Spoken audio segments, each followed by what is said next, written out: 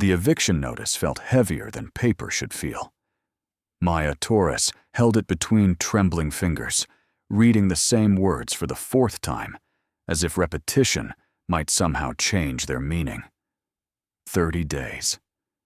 That was all the time she had left before her 2 children would be homeless, before the small apartment that smelled of cinnamon candles and her daughter's strawberry shampoo would be stripped away from them.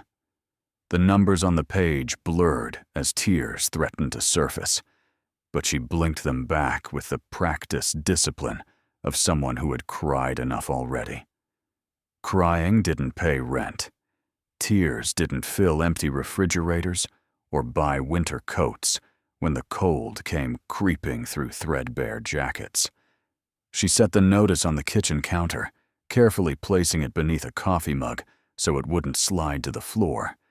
The mug was chipped at the rim, a small imperfection she had learned to drink around. Everything in her life had become about working around imperfections, navigating brokenness as though it were normal. And maybe it was normal now. Normal had shifted so dramatically over the past 3 years that she barely recognized the woman she used to be. Back when her husband was alive, back when bills were paid on time, back when the future felt like something to look forward to instead of something to survive. Her phone buzzed on the counter, the screen lighting up with a message from her sister, Carmen. "Did you get the notice? Call me." Maya didn't call. She couldn't bear to hear the worry in Carmen's voice, the inevitable lecture about moving back home to their mother's house, about giving up independence for survival. Carmen meant well, but she didn't understand. Moving back would mean admitting defeat, and Maya wasn't ready for that. Not yet. Maybe not ever. The apartment was quiet except for the hum of the refrigerator and the distant sound of traffic outside. Her children were at school, blissfully unaware that their mother was unraveling in the kitchen while they practiced multiplication tables and traded lunch snacks. Sophia was 8, bright-eyed and full of questions about everything. Lucas was 6, quieter, more sensitive, the kind of child who noticed when his mother's smile didn't reach her eyes. She tried so hard to protect them from the weight of their situation, but children were perceptive. They knew when something was wrong, even if they couldn't name it. Maya worked 2 jobs. The first was at a diner downtown, serving coffee and scrambled eggs to early morning commuters who barely looked at her. The second was cleaning offices at night, emptying trash cans and vacuuming floors while the city slept. She moved through life in a perpetual state of exhaustion, her body aching from standing too long, her mind foggy from too little sleep. But even with both jobs, the money wasn't enough. Medical bills from her husband's final months had swallowed everything they had saved. His death had left a void, not just in their hearts, but in their finances. And she had been scrambling ever since, trying to plug holes in a sinking ship with her bare hands. The landlord had been patient at first, accepting late payments with a sympathetic nod. But patience had limits, and she had reached his. The eviction notice was proof of that. She had begged for more time, the promise to catch up, but promises didn't pay for property taxes or building repairs. He needed the apartment for someone who could actually afford it, someone whose life wasn't held together by hope and duct tape. Maya poured herself a cup of coffee, lukewarm from sitting too long in the pot. She drank it anyway, letting the bitter taste ground her. She needed to think, to plan, to find a solution that didn't involve moving back home or sleeping in her car with 2 frightened children in the back seat. There had to be something, some opportunity she hadn't considered, some path forward that didn't require miracles. That was when she remembered the email. It had arrived 2 days ago, forwarded from an old coworker who knew Maya was always looking for ways to make extra money. The subject line read, "County auction this Saturday. Our properties, starting at $500. Maya had skimmed it briefly before dismissing it as irrelevant. She didn't have $500 to spare, let alone the resources to deal with whatever broken-down property the county was trying to unload. But now, sitting in her quiet kitchen with an eviction notice under a chipped mug, she reopened the email on her phone. The list of properties was long, most of them abandoned homes or vacant lots in neighborhoods no one wanted. But one listing caught her eye, not because it was appealing, but because it was bizarre. Collapsed industrial power plant, Riverside District, structurally unsafe, no utilities. Sold as is. Starting bid, $500. The description was blunt, almost comically discouraging. The property had been condemned years ago after a partial roof collapse, and the county had been trying to offload it ever since. No one wanted a crumbling industrial ruin that would cost hundreds of thousands to demolish or repair. Maya stared at the listing, her mind turning over possibilities she couldn't quite articulate yet. A power plant. An actual power plant. Probably massive. Probably filled with metal and materials that could be salvaged and sold. She had no idea what scrap metal was worth, but surely there was something valuable in a building that size. And the starting bid was only $500. If she could scrape together that amount, maybe, just maybe, she could buy the property, salvage what was inside, and sell it for enough to catch up on rent. It was a long shot, a desperate gamble. But what other options did she have? She spent the next hour researching scrap metal prices, and learning about copper wiring, steel beams, and aluminum panels. The numbers were promising, at least in theory. A building that size could contain tens of thousands of dollars worth of salvageable materials. But the logistics were daunting. She would need equipment, workers, permits. She would need time and money she didn't have. Still, the idea clung to her like a lifeline thrown into dark water. It was risky, maybe even foolish, but it was something. And something was better than nothing.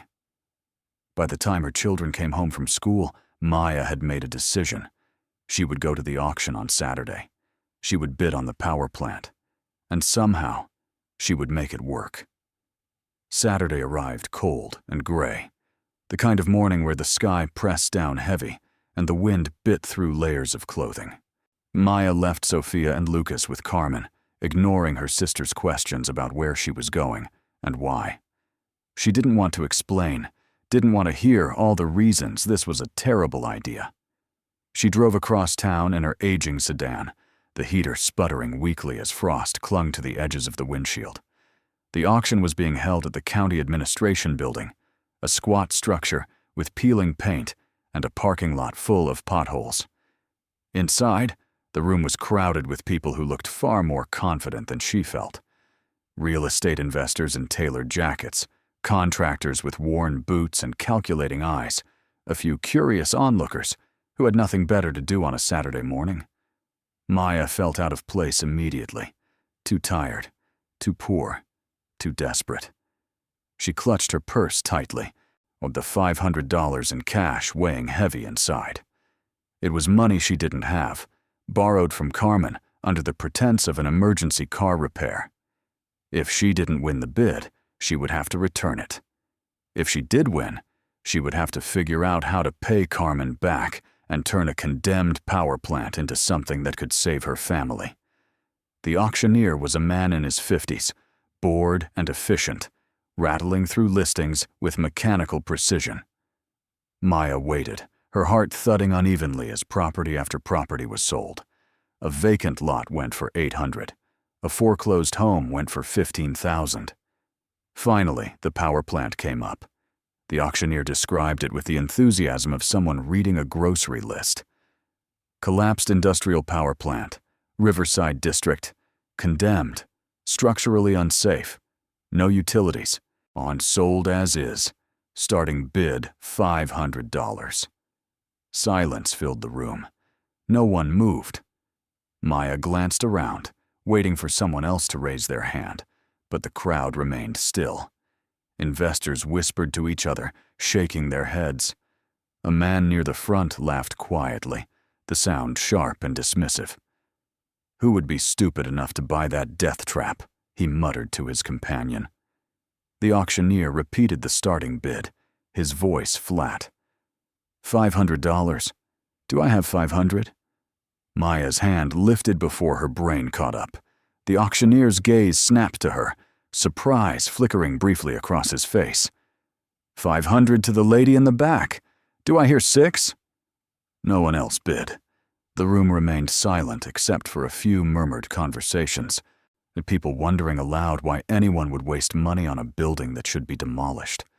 The auctioneer counted down. Going once, going twice, sold for $500. Maya's legs felt weak as she stood and made her way to the front desk to complete the paperwork.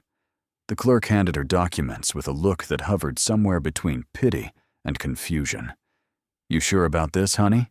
The woman asked, her tone gentle but skeptical. That place is a lawsuit waiting to happen. I'm sure, Maya said, though she wasn't sure at all.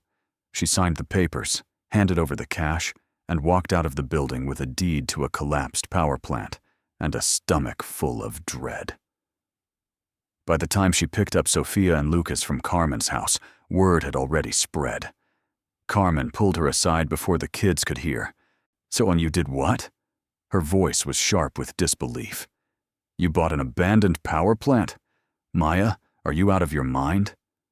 I'm trying to save us, Maya said quietly. I'm trying to do something that might actually work. By buying a death trap? Carmen's eyes were wide, fear mixing with frustration. You could get hurt. You could lose everything. You already lost David. Don't do this to yourself. Don't do this to your kids. The mention of her late husband's name stung like a slap. Maya's jaw tightened. I'm doing this for my kids. I don't have any other options. Carmen shook her head. Disappointment etched across her face. You had an option. You could have come home, but you're too stubborn, too proud. Maybe I am, Maya said, her voice steady despite the ache in her chest. But I'm also their mother, and I'm not giving up. The drive home was quiet, Sophia chattering about her day while Lucas stared out the window, sensing the tension even if he didn't understand it. When they pulled into the parking lot of their apartment, Maya glanced at the eviction notice still sitting on the kitchen counter inside. 27 days left. The clock was ticking, and she had just bet everything on a building that might collapse on top of her before she could salvage a single pipe. That night, after the children were asleep, Maya sat at her laptop and searched for images of the Riverside power plant. The photos were grim. The structure was massive, a sprawling complex of brick and steel that had once powered half the city. But years of neglect had taken their toll. The roof sagged in places, and sections of the outer walls had crumbled away, some exposing twisted metal and broken concrete. Graffiti covered the lower levels, and shattered windows gaped like empty eyes. It looked less like a building and more like a corpse, something that had died long ago and been left to rot. But Maya also noticed something else. The bones of the structure were still there, thick steel beams, industrial machinery, electrical panels. If she could safely access the interior, there was potential. She just had to figure out how. The next morning, she called a salvage company to ask about scrap metal prices. The man on the phone was skeptical when she described the property. Lady, you're gonna need permits, safety inspections, and probably a demolition crew. That's not a DIY job. I know, Maya said, though she didn't really know. But if I can get inside and assess what's there, can you give me an estimate? Bring me photos, he said. Clear photos of the materials, and I'll tell you what it's worth. She hung up and stared at the deed sitting on the table. She owned a power plant now. A condemned, dangerous, potentially worthless power plant. But it was hers, and she was going to make it work. The following Saturday, Maya drove to the Riverside district alone. She had left Sophia and Lucas with a neighbor, telling them she had errands to run. The truth was too frightening to share. She didn't want them to see the place yet. didn't want them to know how desperate she had become. The power plant loomed ahead, even larger in person than in the photos. The chain-link fence surrounding it was rusted and torn in places, easy enough to slip through. Signs warning of danger and trespassing were faded, but still visible, their messages blunt. Keep out. Unsafe structure. Enter at your own risk. Maya stood at the fence for a long moment, her breath visible in the cold air. Fear whispered in her mind, urging her to turn back, to walk away before it was too late. But louder than fear was necessity. She had no choice. She stepped through the gap in the fence and walked toward the building. The main entrance was blocked by debris, so she circled around to a side door hanging crooked on broken hinges. She pushed it open carefully, wincing at the loud creak that echoed through the silence. Inside, the air was thick with dust and the smell of rust and decay. Weak sunlight filtered through broken windows, casting long shadows across a floor littered with rubble and twisted metal.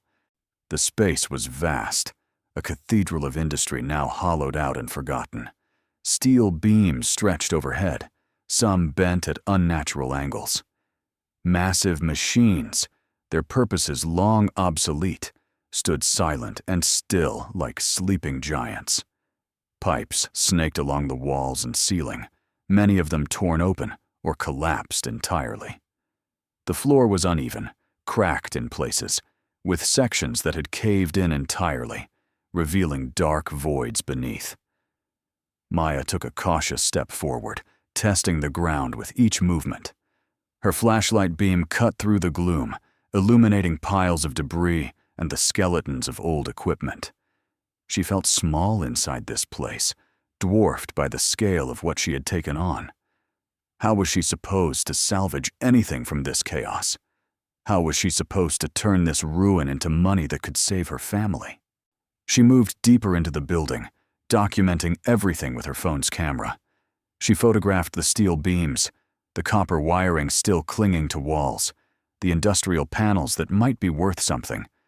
But the deeper she went, the more unstable the structure felt. The floor groaned beneath her boots, and sections of the ceiling hung precariously, held up by nothing but hope and time. Then she saw it. A metal door at the far end of the main floor, half buried under rubble. It was different from the others, heavier, more deliberate, the kind of door meant to keep something in or keep someone out. Maya's pulse quickened as she approached. She cleared away loose debris with her gloved hands, revealing the full outline of the door. It was locked, sealed tight with a mechanism that looked far more secure than anything else in the building. Why would a condemned power plant have a locked door like this?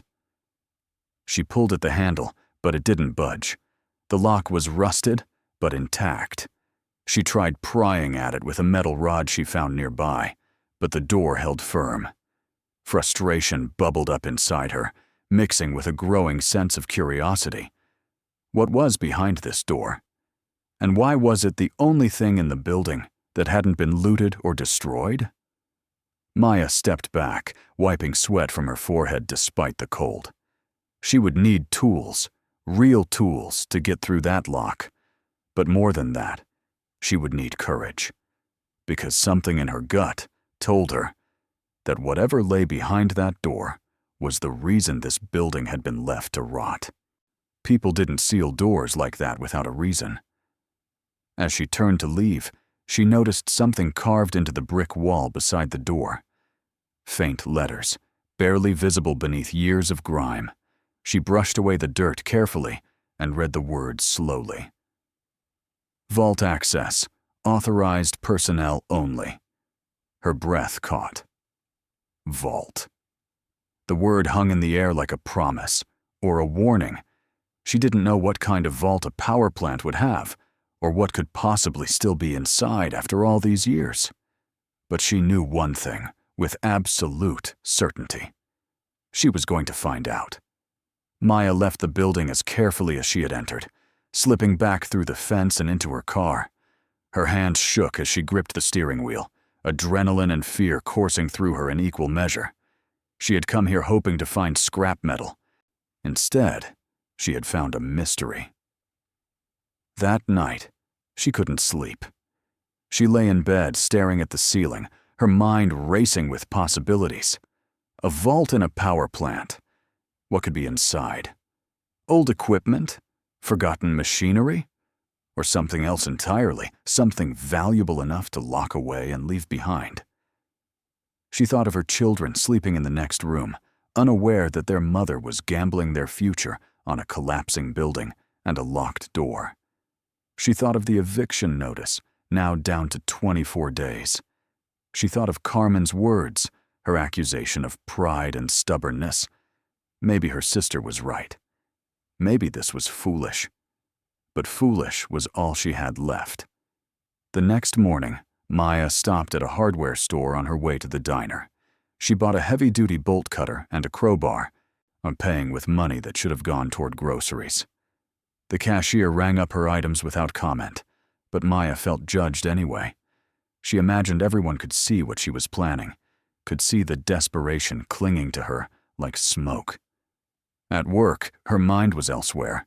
She poured coffee into the wrong cups, forgot orders, and snapped at a customer who complained his eggs were overcooked. Her manager pulled her aside, concern written across his weathered face. "You okay, Maya? You seem distracted." "I'm fine," she lied. "Just tired." He nodded, unconvinced, but unwilling to press. "Take care of yourself," he said gently. "You're no good to anyone if you burn out." But burning out was the least of her worries. She was already burned, already hollowed out by grief and poverty and the relentless grinding pressure of trying to survive.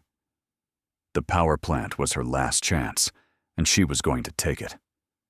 After her shift, she didn't go home. She drove straight to the Riverside district, the tools rattling in her trunk like promises of progress or warnings of danger.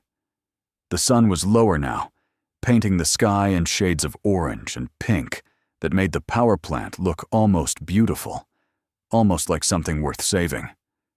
She slipped through the fence again and made her way to the locked door. Her hands were steadier this time, purpose overriding fear. She fitted the bolt cutter around the lock and pressed with all her strength. The metal resisted at first, but then gave way with a sharp crack that echoed through the empty building. The lock fell to the ground with a heavy thud, and Maya's heart hammered in her chest. She pulled the door open slowly, expecting resistance, but it swung inward with surprising ease. Cold air rushed out, carrying with it a smell of concrete and something metallic, sharp and industrial. She shone her flashlight into the darkness and saw stairs, descending down into what looked like a basement level. Maya hesitated at the threshold. Every instinct screamed at her to turn back, to leave this door sealed and walk away while she still could. But she thought of Sophia, asking if they were going to lose their home. She thought of Lucas's quiet fear, the way he watched her with eyes too old for his age. She thought of the eviction notice counting down like a bomb. She descended the stairs. The steps were metal, surprisingly solid beneath her feet. They spiraled downward into a space that felt colder with each step, as if she were descending into winter itself. At the bottom, the flashlight beam revealed a long corridor lined with concrete walls. The ceiling was low, pressing down like a hand on her shoulders. Water dripped somewhere in the darkness, a steady rhythm that sounded like a heartbeat. She moved forward slowly, her breath visible in the cold air. The corridor ended at another door, this one marked with faded yellow paint. High security zone, authorized access only. Her pulse quickened. Why would a power plant have a high security zone in the basement? This door wasn't locked.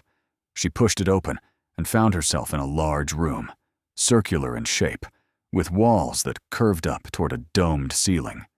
The space was empty except for what stood in the center, a massive vault, the kind you would see in a bank, with thick steel walls and a wheel lock on the front.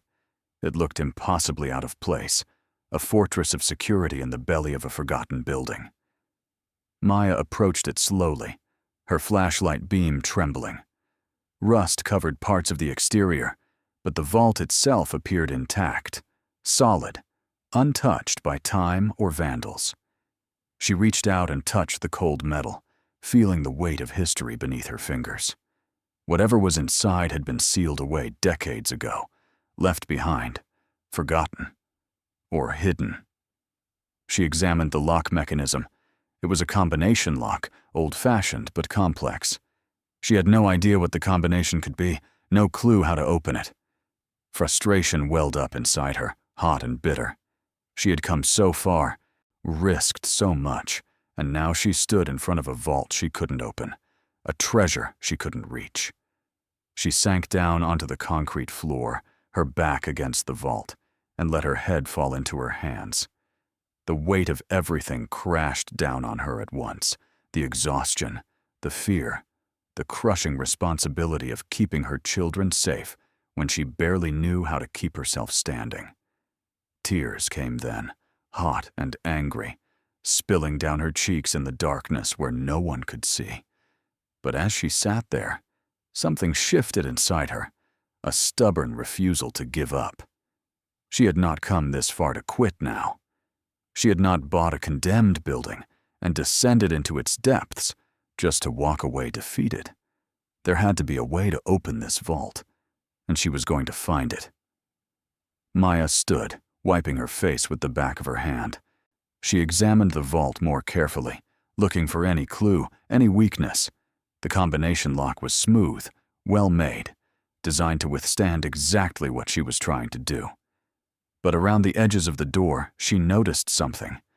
The seal wasn't perfect.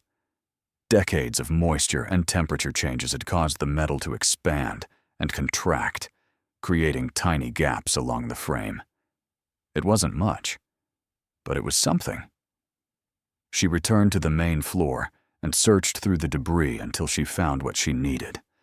A long metal pipe, sturdy enough to use as a lever. She carried it back down to the vault and wedged it into the largest gap she could find along the doorframe. Then she pushed. The pipe bent slightly under the pressure but held. She adjusted her grip and pushed harder, using her full body weight.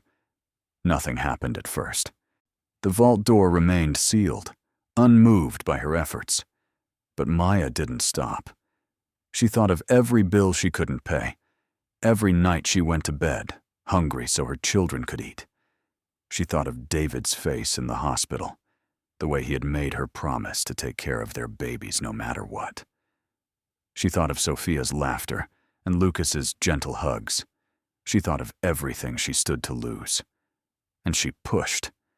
The metal groaned, a sound so deep and low it seemed to come from the earth itself.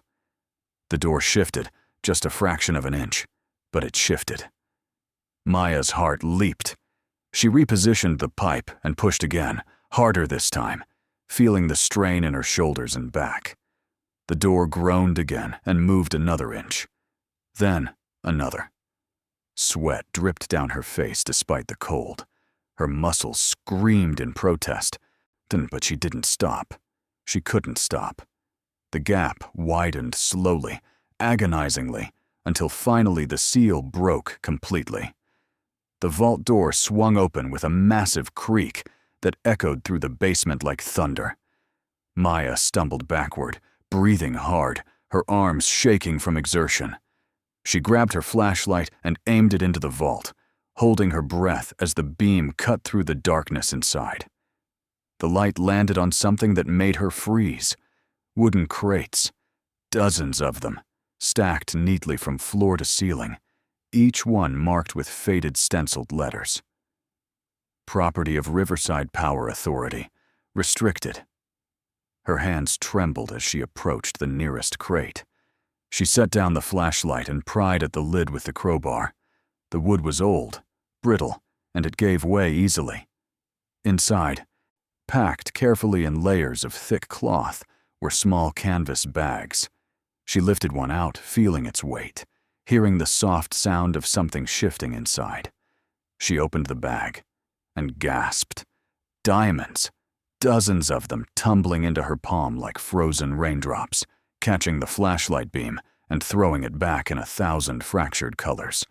They weren't small either. Some were the size of peas, others larger, cut and polished to gleaming perfection. Maya's breath stopped in her throat. Her mind went blank, unable to process what she was seeing. She opened another bag, more diamonds, and another. The same. She moved to a different crate, prying it open with shaking hands. This one held larger stones, some still in their raw form, uncut, but unmistakably valuable. The third crate she opened contained documents, yellowed with age, describing shipments and valuations. Her eyes scanned the pages, catching phrases that made her head spin. Industrial diamond reserves, emergency national assets, wartime storage, 1951. The power plant had been built during the Cold War, and at some point, someone had decided it was the perfect place to hide a fortune in diamonds. Industrial diamonds, maybe, meant for cutting tools and machinery, but diamonds nonetheless. Diamonds that had been forgotten when the plant closed, left behind in a vault that no one remembered existed. Maya sank to the floor, her legs unable to hold her anymore. She stared at the stones scattered in her palm, their weight insignificant, but their value incomprehensible. This wasn't scrap metal. This wasn't copper wiring she could sell for a few $1,000s. This was wealth beyond anything she had imagined, wealth that could save her family 100 times over. But even as hope surged through her, doubt crept in behind it. Who did these belong to? Could she legally keep them? Would anyone believe she had simply found them? Would people accuse her of theft, of trespassing, of crimes she hadn't committed? The power plant was hers now. She had the deed to prove it. But did that mean everything inside was hers too? She didn't know. And in that moment, sitting on the cold concrete floor with a fortune in diamonds in her hands, she had never felt more lost. The flashlight flickered, reminding her that batteries didn't last forever. She needed to leave, to think, to figure out what to do next. But as she stood and prepared to climb the stairs back to the surface, she couldn't help but look back at the vault. The open door, the crates full of treasure, the impossible reality of what she had discovered. Her life had changed in the span of an hour. She just didn't know yet if it had changed for better or for worse. Maya sealed the basement door behind her as best she could, using the broken lock to at least give the appearance of security. She climbed back through the fence and into her car, the canvas bag of diamonds hidden deep in her coat pocket. Her hand shook on the steering wheel as she drove home, her mind racing faster than the car. What was she supposed to do? Who was she supposed to tell? The questions chased each other in circles, each one leading to more uncertainty. By the time she pulled into her apartment complex, dusk had fallen, and she was no closer to answers than when she left the power plant. Inside, the apartment felt too small, too ordinary for what she now carried. Sophia and Lucas ran to greet her, full of stories about their day, and Maya held them close, breathing in the familiar smell of their hair, grounding herself in the only thing that made sense anymore. Her children. Everything she did was for them. That night, after they were asleep, Maya sat at the kitchen table with the canvas bag in front of her. She poured the diamonds out carefully, watching them catch the light from the overhead fixture. They looked surreal against the scratched surface of the table, like stars that had fallen into her kitchen. She thought about calling Carmen, telling her sister what she had found. But Carmen would panic, would tell her to report it to the authorities immediately. Maya wasn't ready for that. Not yet. She needed time to understand what she had, to figure out the legal implications, to protect herself and her children from whatever came next.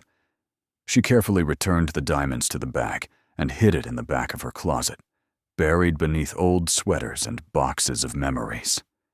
Then she lay in bed, staring at the ceiling, knowing that sleep would not come. Her mind was too loud, too full of possibilities and fears that tangled together like thorns. 23 days until eviction. But now, maybe, she had a way to change everything. If she could figure out how to navigate this without losing everything in the process. The next morning felt like waking from a dream into another dream. Maya went through the motions of her routine, or making breakfast, getting the kids ready for school, driving them through morning traffic. But everything felt distant, muted, as though a layer of glass separated her from the world. She kept touching her pocket, feeling for the canvas bag even though she had left it hidden at home. The weight of what she knew pressed down on her like gravity had doubled overnight. At the diner, she moved through her shift in a daze. She smiled at customers, refilled coffee, and cleared plates, but her mind was elsewhere. In a basement vault, in a future that might finally hold hope instead of fear.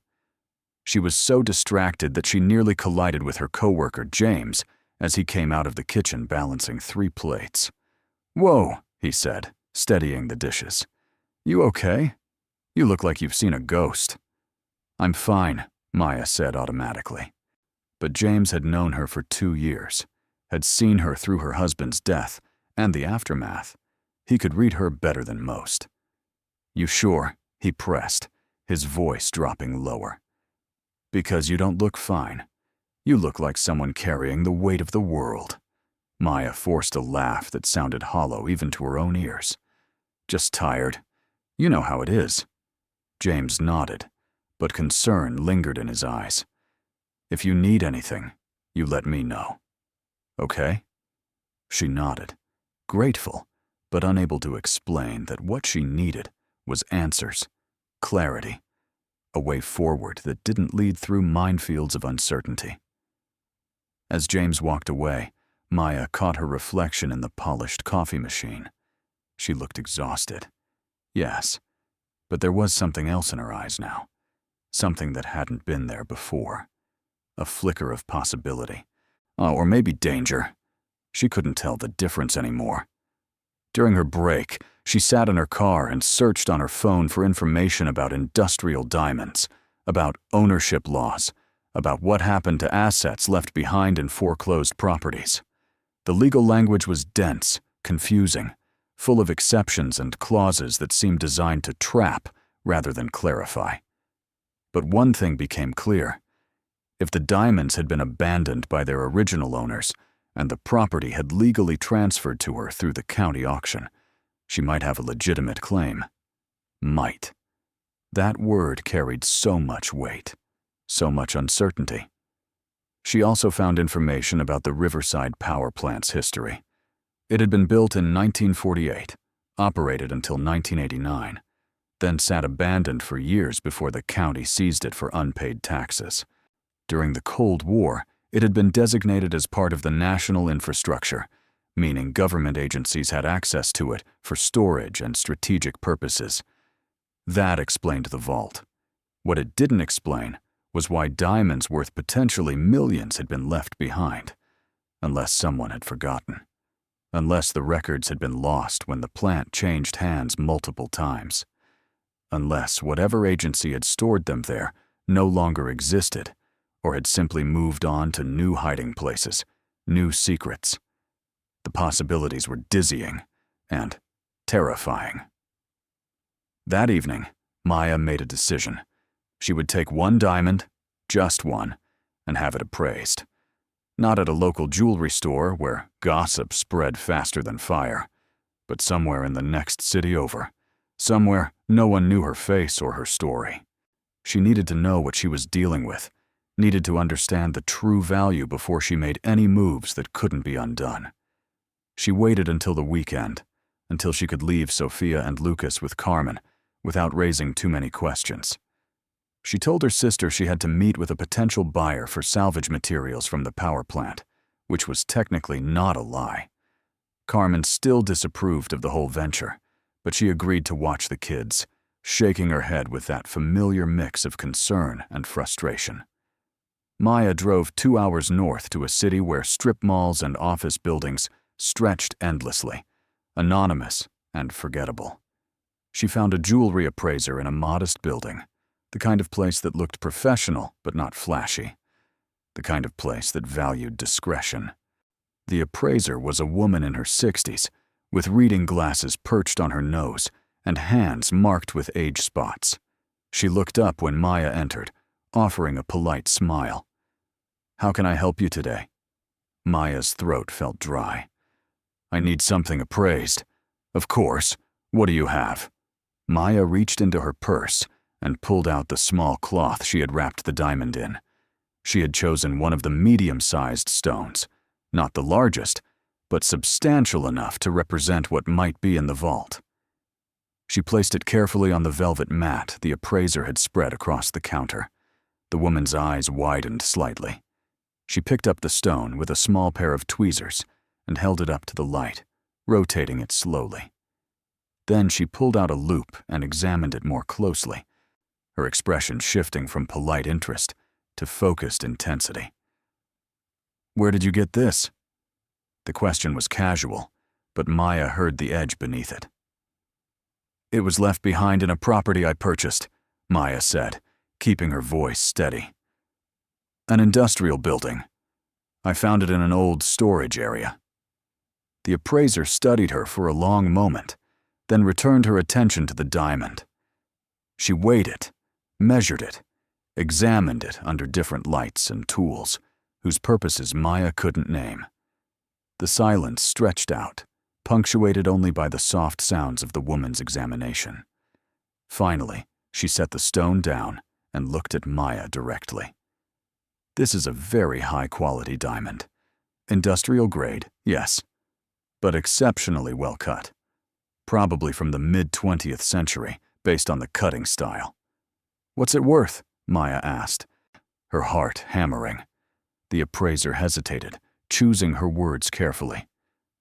"Conservatively, $30,000 to $40,000, possibly more at the right auction." The number hit Maya like a physical blow. One diamond, one stone among hundreds. She did the mental math quickly, her mind racing. If every diamond in those crates was worth even half that much, she was sitting on a fortune that defied comprehension. 320 million might not be far from the truth. "Are you all right?" The appraiser's voice cut through her spiraling thoughts. Maya blinked, realizing she had been staring at nothing, her face probably pale as paper. "Yes, I'm fine. Thank you for your time." She paid the appraisal fee and left quickly, the diamond tucked safely back in her purse. In her car, she sat with her hands gripping the steering wheel, trying to process what she had just learned. This was real. The diamonds were real, and they were worth more than she could spend in 10 lifetimes. But the enormity of it didn't bring relief.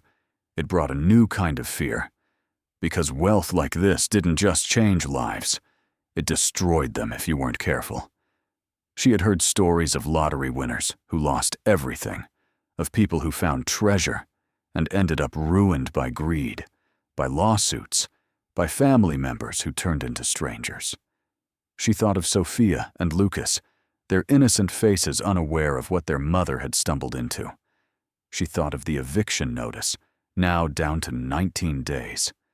She thought of all the nights she had lain awake wondering how to feed her children, how to keep them safe, how to give them a future. And now she had the answer. But answers, and she was learning, came with their own impossible questions. The drive home felt longer than the drive there. Maya's mind wouldn't stop turning over scenarios, possibilities, disasters waiting to unfold. By the time she pulled into the apartment parking lot, evening had fallen, and her head ached from the weight of too many thoughts colliding at once. Carmen met her at the door, the kids already in their pajamas and winding down for bed. "How did it go?" her sister asked. Maya forced a smile. "Good. Promising. I think I might be able to make this work." Carmen studied her face, clearly unconvinced, but too tired to press. "Just be careful, Maya. I don't want to see you get hurt. Or worse." "I will," Maya promised. But she wasn't sure she could keep that promise. She wasn't sure anyone could, when standing at the edge of something this vast and unknown.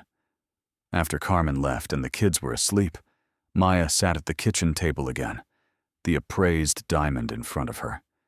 She stared at it, this tiny object that represented a sum of money most people would never see in their entire lives. And this was just one small piece of a much larger puzzle. She needed help. That much was clear. She couldn't navigate this alone, couldn't figure out the legal complexities or the logistics of what came next without someone who understood these things. But who could she trust? Who wouldn't see her as a target, as someone to exploit or rob? Her phone sat on the table, and after a long hesitation, she picked it up. She scrolled through her contacts until she found a name she hadn't called in over a year. Robert Chen. He was a lawyer who had helped her with David's estate after he died, handling the paperwork and medical bills with a patience and kindness she hadn't forgotten. He was also honest, careful, and most importantly, discreet. She sent a text before she could second-guess herself. "Mr. Chen, this is Maya Torres. I need legal advice on a property matter. Can we meet this week?" The reply came faster than she expected. "Of course. Tuesday afternoon? My office?" "Yes, thank you." She set the phone down, feeling both relieved and terrified. She was committed now. The secret was about to stop being hers alone. And once that happened, there would be no going back. Tuesday arrived wrapped in a cold drizzle that made the world look gray and washed out. Maya dropped the kids at school, called in sick to both her jobs, something she never did, and drove to Robert Chen's office in the professional district downtown. The building was modest, but well-maintained, the kind of place that suggested competence without ostentation. Chen greeted her warmly, his smile genuine despite the exhaustion she must have been wearing like a second skin. He was in his 50s, with salt and pepper hair and glasses that he adjusted constantly when he was thinking. "Maya, good to see you. Please, sit." She sat in the chair across from his desk, clutching her purse tightly. "Thank you for meeting with me on short notice." "Of course. What can I help you with?" Maya took a deep breath. This was the moment. Once she spoke, everything would change.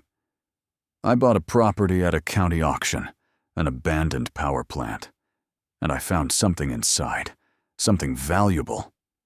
Chen leaned forward slightly, on his expression shifting to professional focus.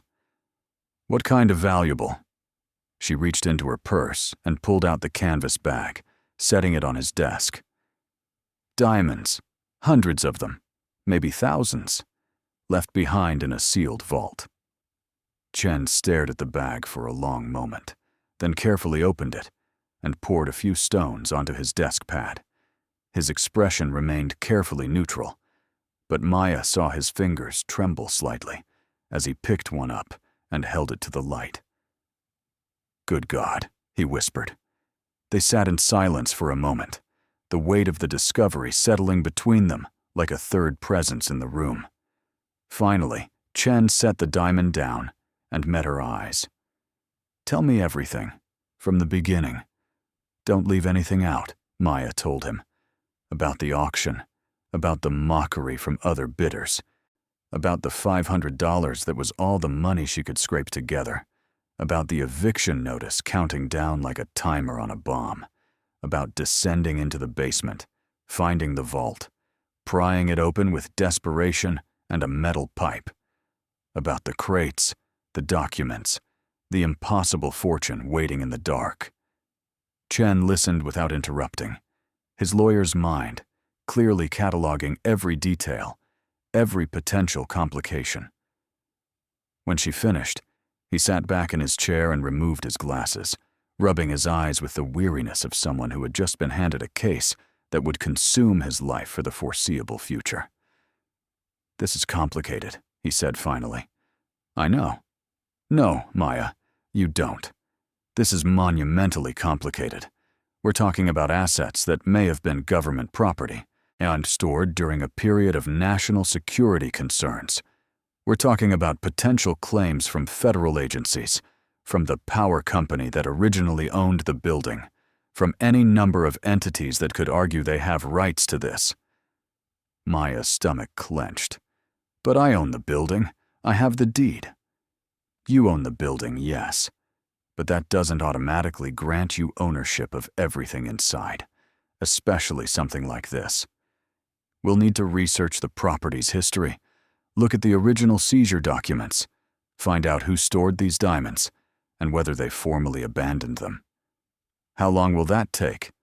Chen's expression was sympathetic but honest. Weeks, maybe months.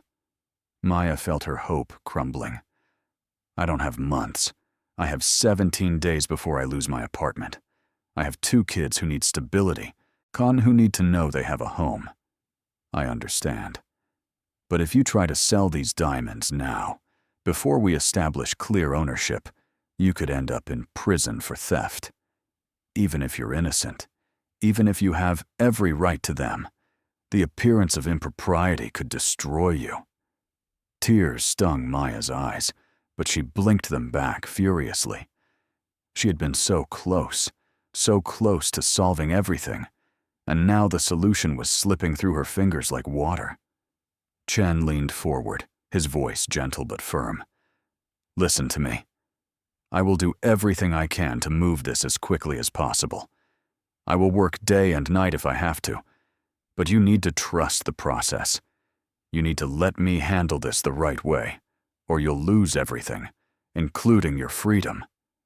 Maya nodded, unable to speak past the lump in her throat. She had come here hoping for answers, for a clear path forward. Instead, she had been given more uncertainty, more waiting, more fear. But as she looked at Chen's face, she saw something that steadied her. Determination. He believed her. He was going to help her. And maybe, just maybe, that was enough. What do I do now? She asked quietly. You go home. You take care of your kids. You don't tell anyone about this. Not your sister. Not your friends. No one. The fewer people who know, the safer you are. He paused, choosing his next words carefully. And you trust me. Can you do that? Maya met his eyes and saw the same quality she had seen when he helped her navigate David's death. Integrity, compassion, the kind of character you couldn't fake. Yes, she said. I can do that. She left his office feeling both lighter and heavier.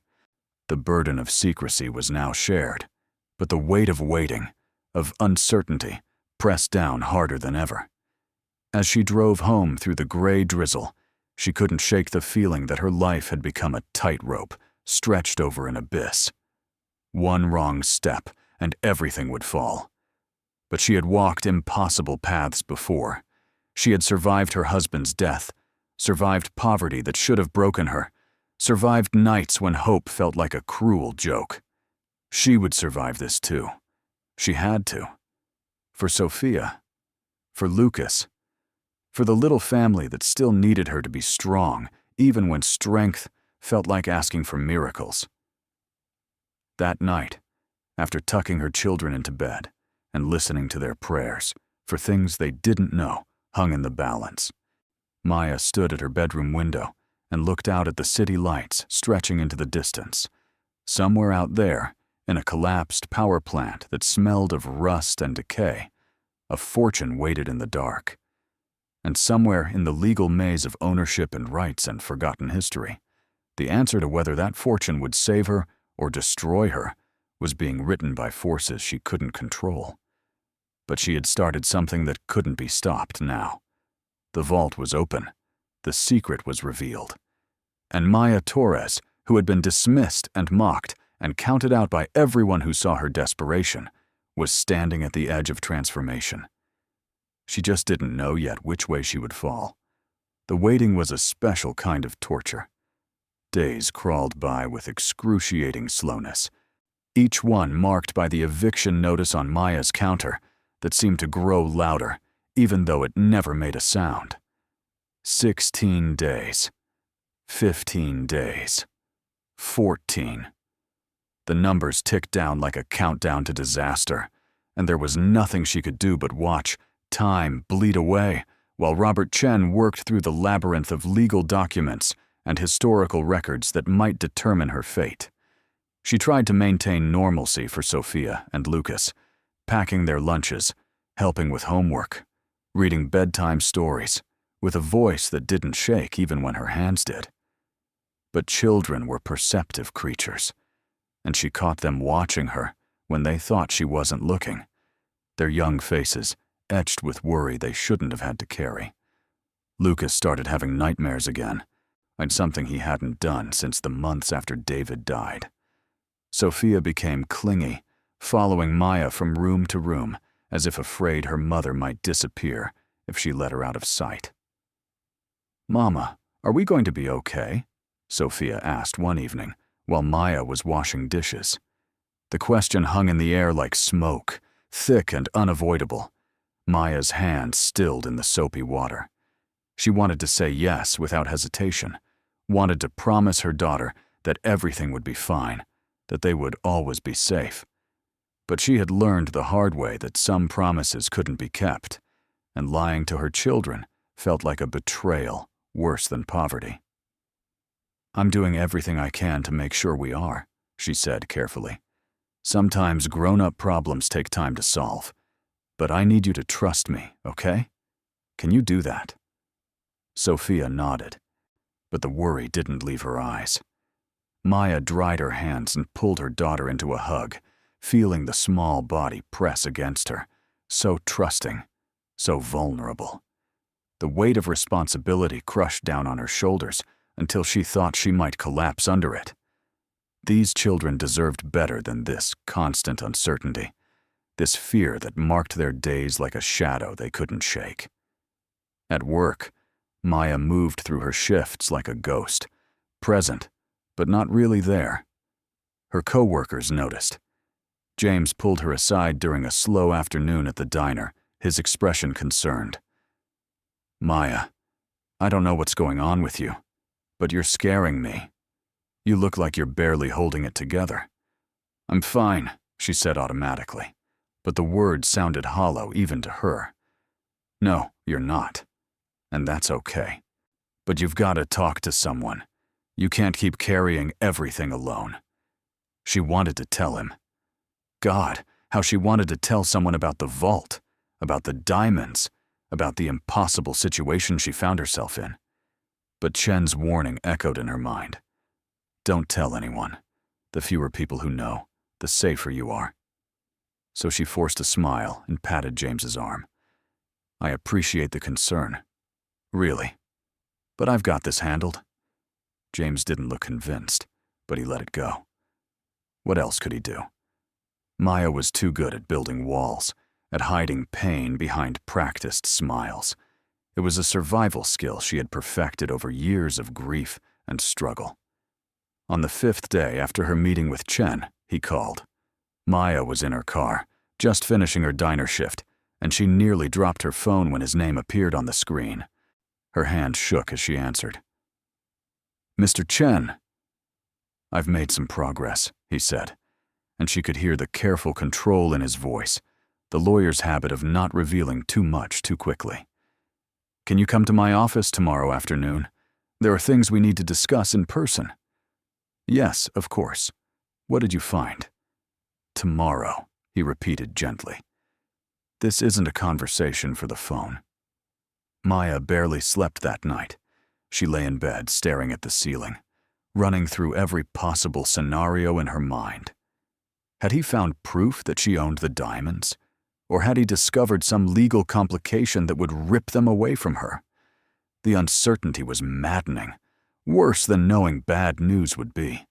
At least bad news could be faced, dealt with. Uncertainty just festered, growing teeth in the dark. The next afternoon, she sat across from Chen in his office again, her heart hammering so hard she thought he must be able to hear it. He had papers spread across his desk, documents with official letterheads, and dense paragraphs of legal language that looked like a foreign language to her eyes. "I've been researching the Riverside Power Plant's ownership history," Chen began, his fingers steepled in front of him.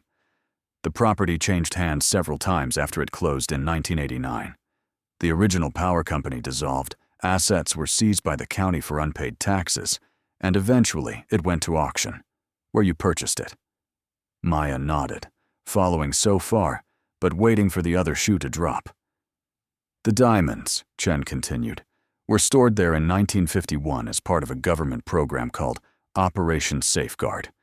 It was a Cold War initiative to disperse valuable industrial resources across the country in case of nuclear attack. The idea was that if major cities were destroyed, these hidden caches could be used to rebuild critical infrastructure." "So they belong to the government," Maya said, her voice flat. There it was, the end of hope. "Not necessarily." Chen leaned forward, and for the first time since she'd entered his office, she saw something like excitement in his eyes. "Operation Safeguard was decommissioned in 1964. The program's records were transferred to the National Archives, but during the transfer, hundreds of storage locations were lost or misfiled. The Riverside Power Plant was one of them. When the plant changed ownership, no one from the government came forward to claim the diamonds because no one knew they were there." Maya's breath caught. "What does that mean?"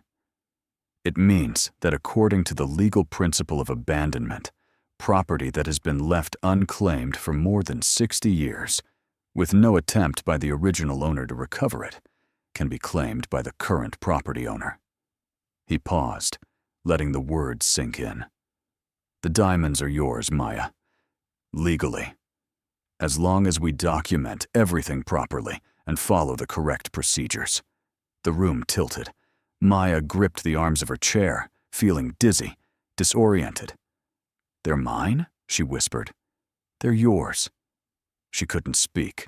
Emotions crashed over her in waves: relief, disbelief, joy, terror. They collided and mixed until she couldn't tell them apart anymore. A tear spilled down her cheeks before she could stop them, hot and sudden and impossible to control. She pressed her hands to her face, trying to hold herself together, but the dam had broken. Years of struggle, of fear, of lying awake at night wondering how she would feed her children, all of it came pouring out in sobs that shook her entire body. Chen waited patiently, passing her a box of tissues without comment. He had probably seen this reaction before, people overwhelmed by news that changed everything. When Maya finally composed herself enough to look at him again, her face was blotchy and her eyes swollen, but she felt lighter than she had in years. "What happens now?" she asked, her voice rough. "Now we establish proper authentication and documentation. I've already contacted a specialist in historical assets who can verify the diamond's origin and value. Once that's done, we'll file the necessary paperwork with the county and the National Archives, declaring the find and claiming it under your ownership of the property. There will be taxes, of course. Estate and windfall taxes that will take a significant portion. But even after taxes, you'll be looking at generational wealth, Maya. Your children will never have to worry about money again." Generational wealth. The word sounded like something from another world, a reality so far removed from her life that she couldn't quite grasp it. Just 2 weeks ago, she had been scraping together quarters to buy bread. Now she was being told that her children would never have to worry about money. The contrast was dizzying. "So how long until I can actually access the money?" she asked, thinking of the eviction notice. 12 days left. Chen's expression turned sympathetic. "That's the complication. Even with everything moving as fast as possible, we're looking at 4 to 6 weeks for the authentication, documentation, and initial legal clearances. After that, you could potentially secure a loan against the assets, while the final paperwork processes. 4 to 6 weeks. Maya's stomach dropped. I'm being evicted in 12 days. I know. Chen pulled out another document. I've prepared a letter for your landlord, explaining the situation and requesting a 3-month extension. I'm also including a personal guarantee that rent will be paid in full, with late fees, once your assets are liquid. Most landlords will accept that, rather than go through the eviction process, especially when they see there's real money coming. And if he doesn't? Then we explore other options: short-term housing, emergency accommodations. I won't let you and your children end up on the street, Maya. One way or another, we'll figure this out. Maya wanted to believe him, but she had learned that life didn't always work out the way people promised, no matter how sincere they were. Still, this was more hope than she'd had in years. She would take it and hold on with everything she had. There's one more thing, Chen said, his tone shifting to something more cautious. Once we start the authentication process, word will get out. These things don't stay secret, especially not something of this magnitude. You need to be prepared for attention, possibly unwanted attention. People will want interviews, investment opportunities, loans. Family members you haven't heard from in years might suddenly reappear. You need to be very careful about who you trust. The warning settled over her like a cold blanket. She thought of Carmen, of her mother, of distant relatives who had never helped when David died, and the bills piled up. Would they come crawling out now, hands outstretched, claiming they'd always believed in her? I understand, she said quietly. Chen handed her a folder thick with documents.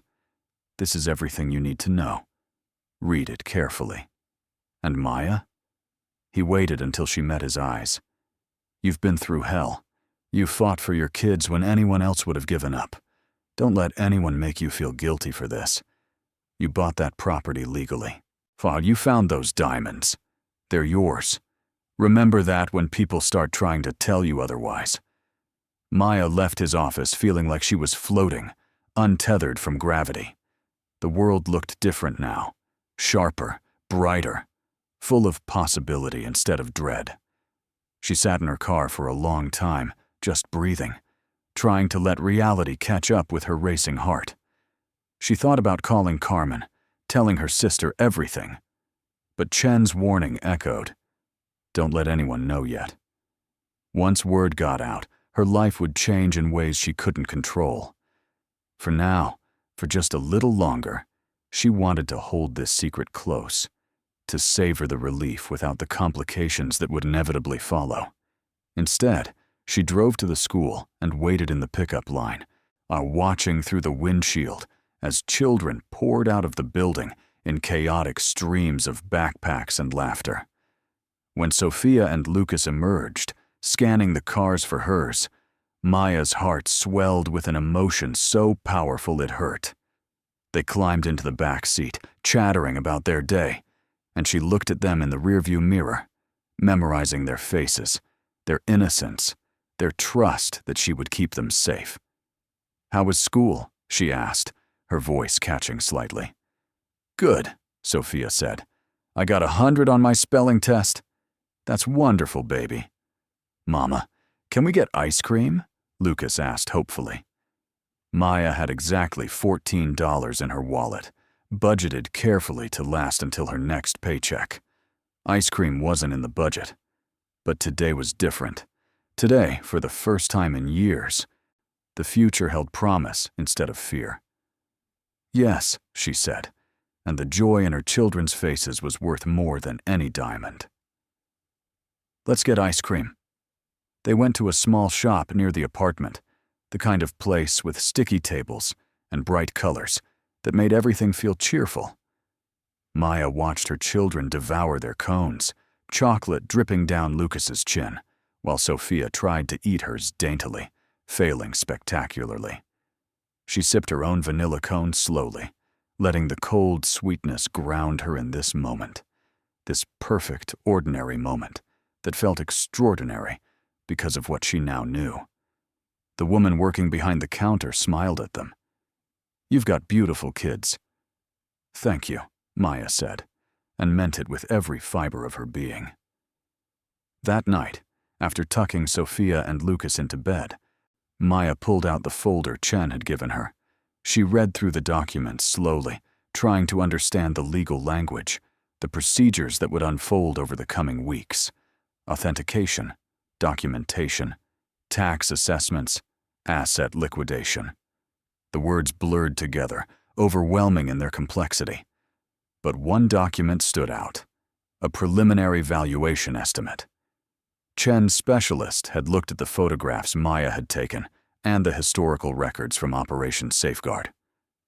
Based on that preliminary assessment, the diamonds were estimated to be worth between $280 million and $350 million. Maya read the numbers 3 times, her brain refusing to process them. 280 million. That wasn't money. That was a concept, an abstraction too large to feel real.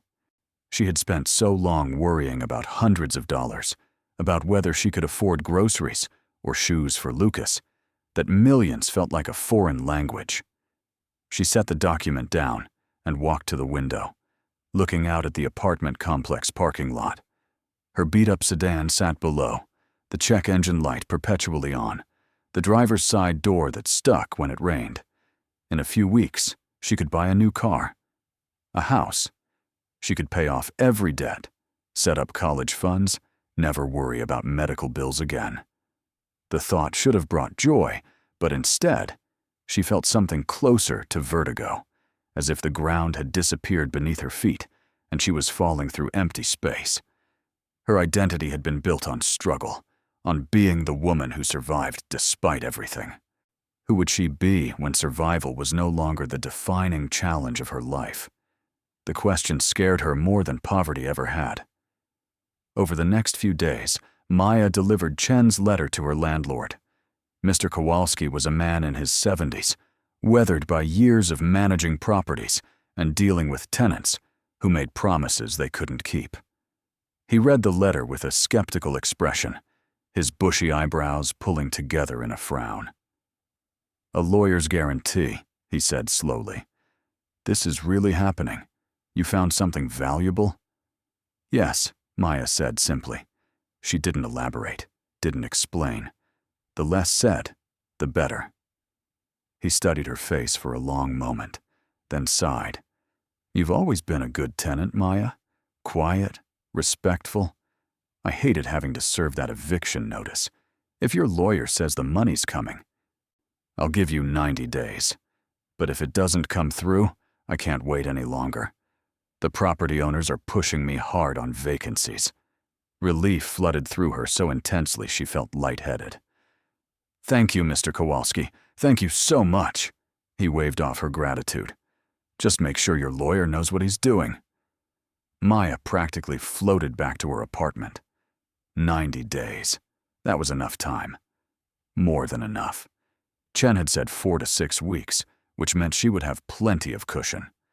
For the first time in months, the eviction notice stopped feeling like a death sentence. But as the days passed and the authentication process began, cracks started appearing in her carefully maintained secrecy. The specialist Chen had hired needed access to the power plant, which meant people coming and going, on equipment being brought in, activity that neighbors would notice. Maya tried to be discreet, arriving late at night when fewer eyes were watching. But the Riverside district wasn't exactly a thriving neighborhood. Unusual activity stood out. The first person to ask questions was a man who lived in the building next to the power plant, a grizzled individual named Terry, who seemed to spend most of his time sitting on his porch, smoking cigarettes, and watching the world go by. He approached Maya one evening as she was leaving the power plant, his eyes shrewd and calculating. "You're the lady who bought this dump, right?" His voice was gravelly, roughened by years of cigarettes. Maya's guard went up immediately. "That's right. What are you doing in there? Building's condemned. Dangerous. Seems like a lot of work for a pile of rubble." "Just salvaging materials," Maya said carefully. "Scrap metal, things I can sell." Terry took a long drag from his cigarette, studying her through the smoke. Must be some pretty valuable scrap to bring in all those fancy consultants. Saw a guy in a suit carrying cases of equipment the other day. That doesn't look like scrap metal hunting to me. Maya's heart started to race, but she kept her expression neutral. I hired professionals to assess the structure's safety. I don't want anyone getting hurt. Uh-huh. Terry didn't look convinced, but he didn't press further. He just smiled, a knowing expression that made Maya's skin crawl. Well, good luck with your salvage operation. Hope you find something worthwhile in there. She drove away feeling exposed, as if Terry had seen right through her careful lies. And if he had noticed, how many others had too? The thought plagued her over the following days, making her paranoid, seeing threats in every glance, every question. Then her sister called. Carmen's voice was tight when Maya answered, a particular tone that meant trouble was coming. Maya, I need to ask you something, and I need you to be honest with me. Maya's stomach clenched. Okay. I ran into Mrs. Pacheco at the grocery store. You remember her? Used to live in our building when we were kids? Carmen didn't wait for an answer. She was asking about you. Said she heard you bought some property and found something valuable. She was being all congratulatory, saying how wonderful it was that things were finally turning around for you. Silence stretched between them, heavy with unspoken questions.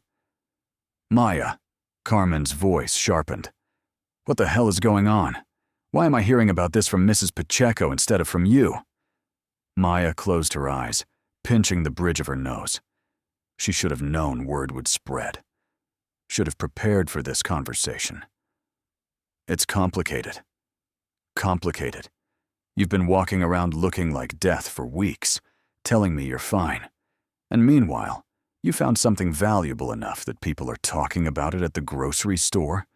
What did you find, Maya? I can't talk about it yet. My lawyer said, Your lawyer? Carmen's voice rose an octave. Since when do you have a lawyer? Maya, you're scaring me. Are you in trouble? Did you do something illegal? No, God, no, I found something at the power plant. Something valuable. But there's a legal process I have to go through before I can claim it properly. Chen is helping me make sure everything is done right. Carmen was quiet for a long moment. When she spoke again, her voice was softer, but still edged with hurt. Why didn't you tell me? I'm your sister. I thought we told each other everything. Guilt twisted in Maya's chest. I wanted to. Chen said the fewer people who knew, the safer I'd be. And I didn't want to say anything until I was sure it was real, that I wasn't just going to lose it all to some legal technicality. What did you find? Maya hesitated, weighing Chen's warnings against the pain in her sister's voice. Carmen had always been there for her, had watched her kids without complaint, had offered to let her move back home even when their mother's house was already crowded. But she deserved to know. Diamonds, Maya said quietly. Hundreds of them. Left behind by a government program during the Cold War.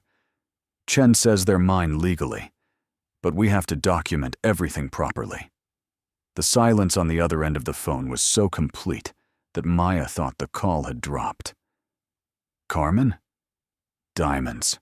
Her sister's voice was barely a whisper. How many diamonds? Enough to change everything. Enough that we'll never have to worry about money again. Carmen made a sound that was half laugh, half sob. Oh my God, Maya. Are you serious? I'm serious. How much are they worth?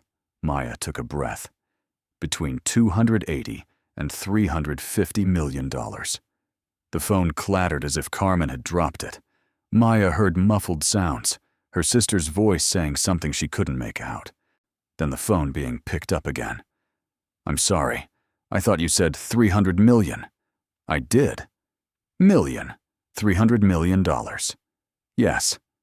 Carmen started laughing, a sound edged with hysteria. You bought a collapsed power plant for $850 and found $300 million in diamonds. That's insane. That's impossible. That's... The laughter turned to crying. Thank God. Thank God. Maya, you deserve this. After everything you've been through, you deserve this so much. Hearing her sister's reaction, the pure relief and joy in her voice, Maya felt some of the weight lift from her shoulders. She wasn't alone anymore. Carmen knew, and instead of judgment or jealousy, there was only love and support. You can't tell anyone yet, Maya said urgently. Please, Carmen. Not Mom. Not your friends. Nobody. Once the authentication is complete and the legal paperwork goes through, then we can tell people. But right now, I need this to stay quiet. I understand. I won't say a word. But Maya, I'm here for you. Whatever you need. However this unfolds, you're not doing this alone. After they hung up, Maya felt better than she had in days. Carmen knew, and that was both terrifying and relieving. But her sister's words echoed in her mind. People are talking. The secret was leaking out despite all her precautions, spreading through the community like water, finding cracks in a dam. She was right to worry. 2 days later, her phone started ringing with unfamiliar numbers. The first few she ignored, letting them go to voicemail. But when she finally listened to the messages, her blood ran cold. Miss Torres, my name is Bradley Mills with Mills Property Investment. I heard you acquired the Riverside Power Plant, and I'd like to discuss purchasing it from you. I'm prepared to offer substantial compensation, well above market value. Please call me back at your earliest convenience. The next message was similar, a different company but the same basic offer. Buy the property, substantial compensation, quick closing. By the fourth message, Maya understood what was happening. People knew she had found something valuable, and they wanted to take it from her before she could secure it. She called Chen immediately. People are calling me. Investment companies. Property buyers. How do they know? Word travels fast in real estate circles, Chen said, his voice calm but concerned. Someone probably saw the specialist's van, did some digging, put 2 and 2 together. Don't answer any of those calls. Don't engage with anyone. And forward me the voicemail so I can document the contact attempts. What if they don't stop? Then we get a restraining order if necessary. But Maya, listen to me carefully. Some of these people might not just call. They might show up at your home, at your work. They might try to intimidate you or pressure you into signing something.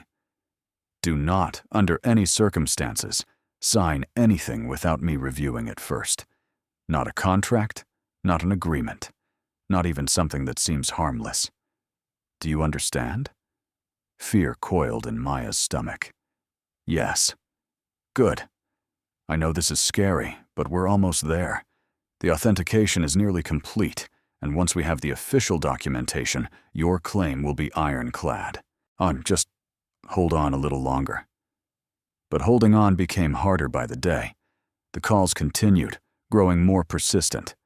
A man showed up at the diner during Maya's shift, wearing an expensive suit and carrying a briefcase. He sat in her section and ordered coffee, then launched into a speech about market opportunities and time-sensitive offers. Maya listened with growing unease, then called James over and asked him to serve the table instead. The man left soon after, but not before slipping a business card under his coffee cup. When she got home that evening, there was a letter taped to her apartment door. No postage, no return address, just her name written in sharp block letters. Inside was a single sheet of paper with a message that made her hands shake. We know what you found. We know it's valuable. You're in over your head, and sell the property to us and walk away with enough money to be comfortable. Keep pushing, and you'll lose everything. This is your only warning. No signature, no company name, just a threat wrapped in menacing courtesy. Maya stood in her apartment doorway, the letter trembling in her grip, and felt the walls closing in. This wasn't just about legal complications anymore. This was about people who saw her as an obstacle to money they wanted, and obstacles could be removed. She called Chen again, her voice shaking as she read the letter aloud. He was silent for a long moment before speaking, and when he did, his tone had hardened into something cold and dangerous. That's intimidation. Possibly extortion. I'm forwarding this to the police and filing a report. In the meantime, I want you to be very careful. Or don't go anywhere alone if you can help it. Keep your doors locked. And if anyone approaches you directly, don't engage. Call 911 immediately. I'm scared, Maya admitted, the words small and fragile. I know.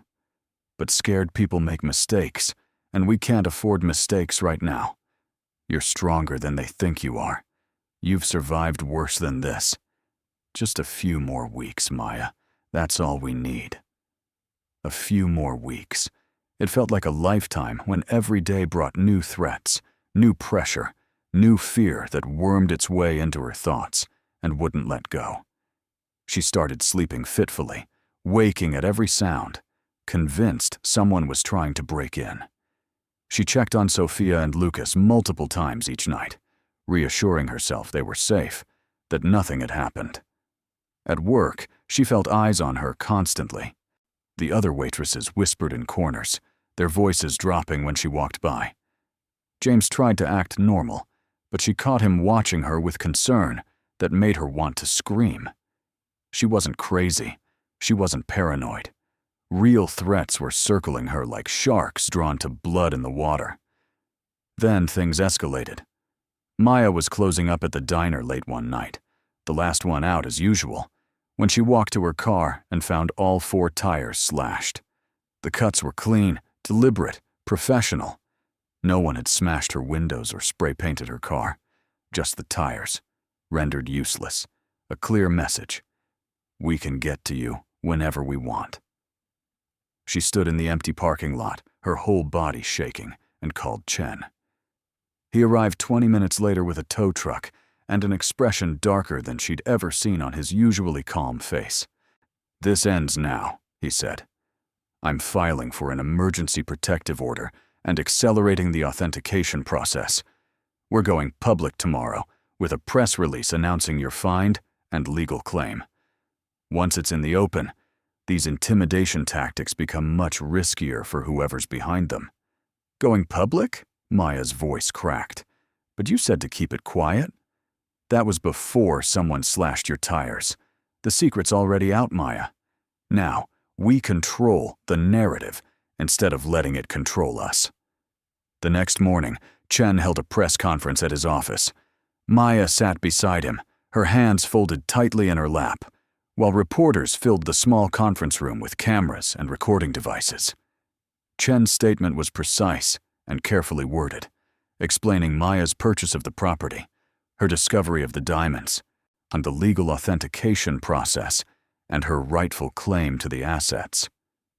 Ms. Torres is a single mother who took a chance on a property no one else wanted, Chen said, his voice firm and authoritative.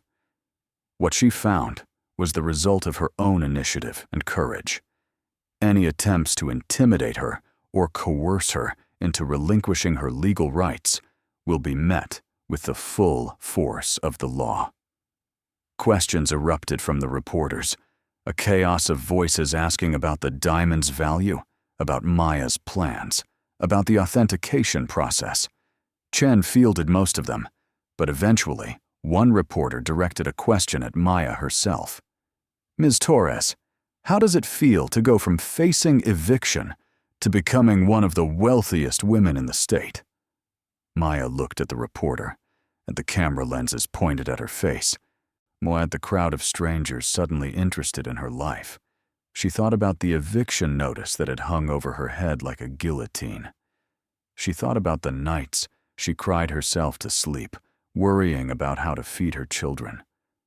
She thought about David's face as he lay dying, making her promise to take care of their babies. It feels like a miracle, she said quietly, but also like a responsibility. This money isn't just for me. It's for my children, for their future. And maybe, if I'm lucky, it's a chance to help other people who are struggling the way I was. The press conference ended, but the media frenzy was just beginning.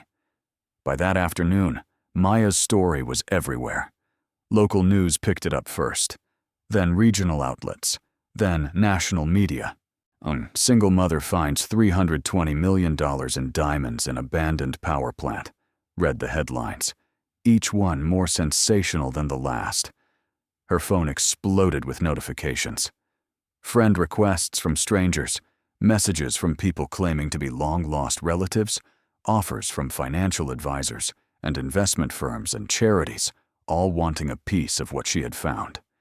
The attention was overwhelming, suffocating, like being caught in a riptide that pulled her under no matter how hard she tried to swim.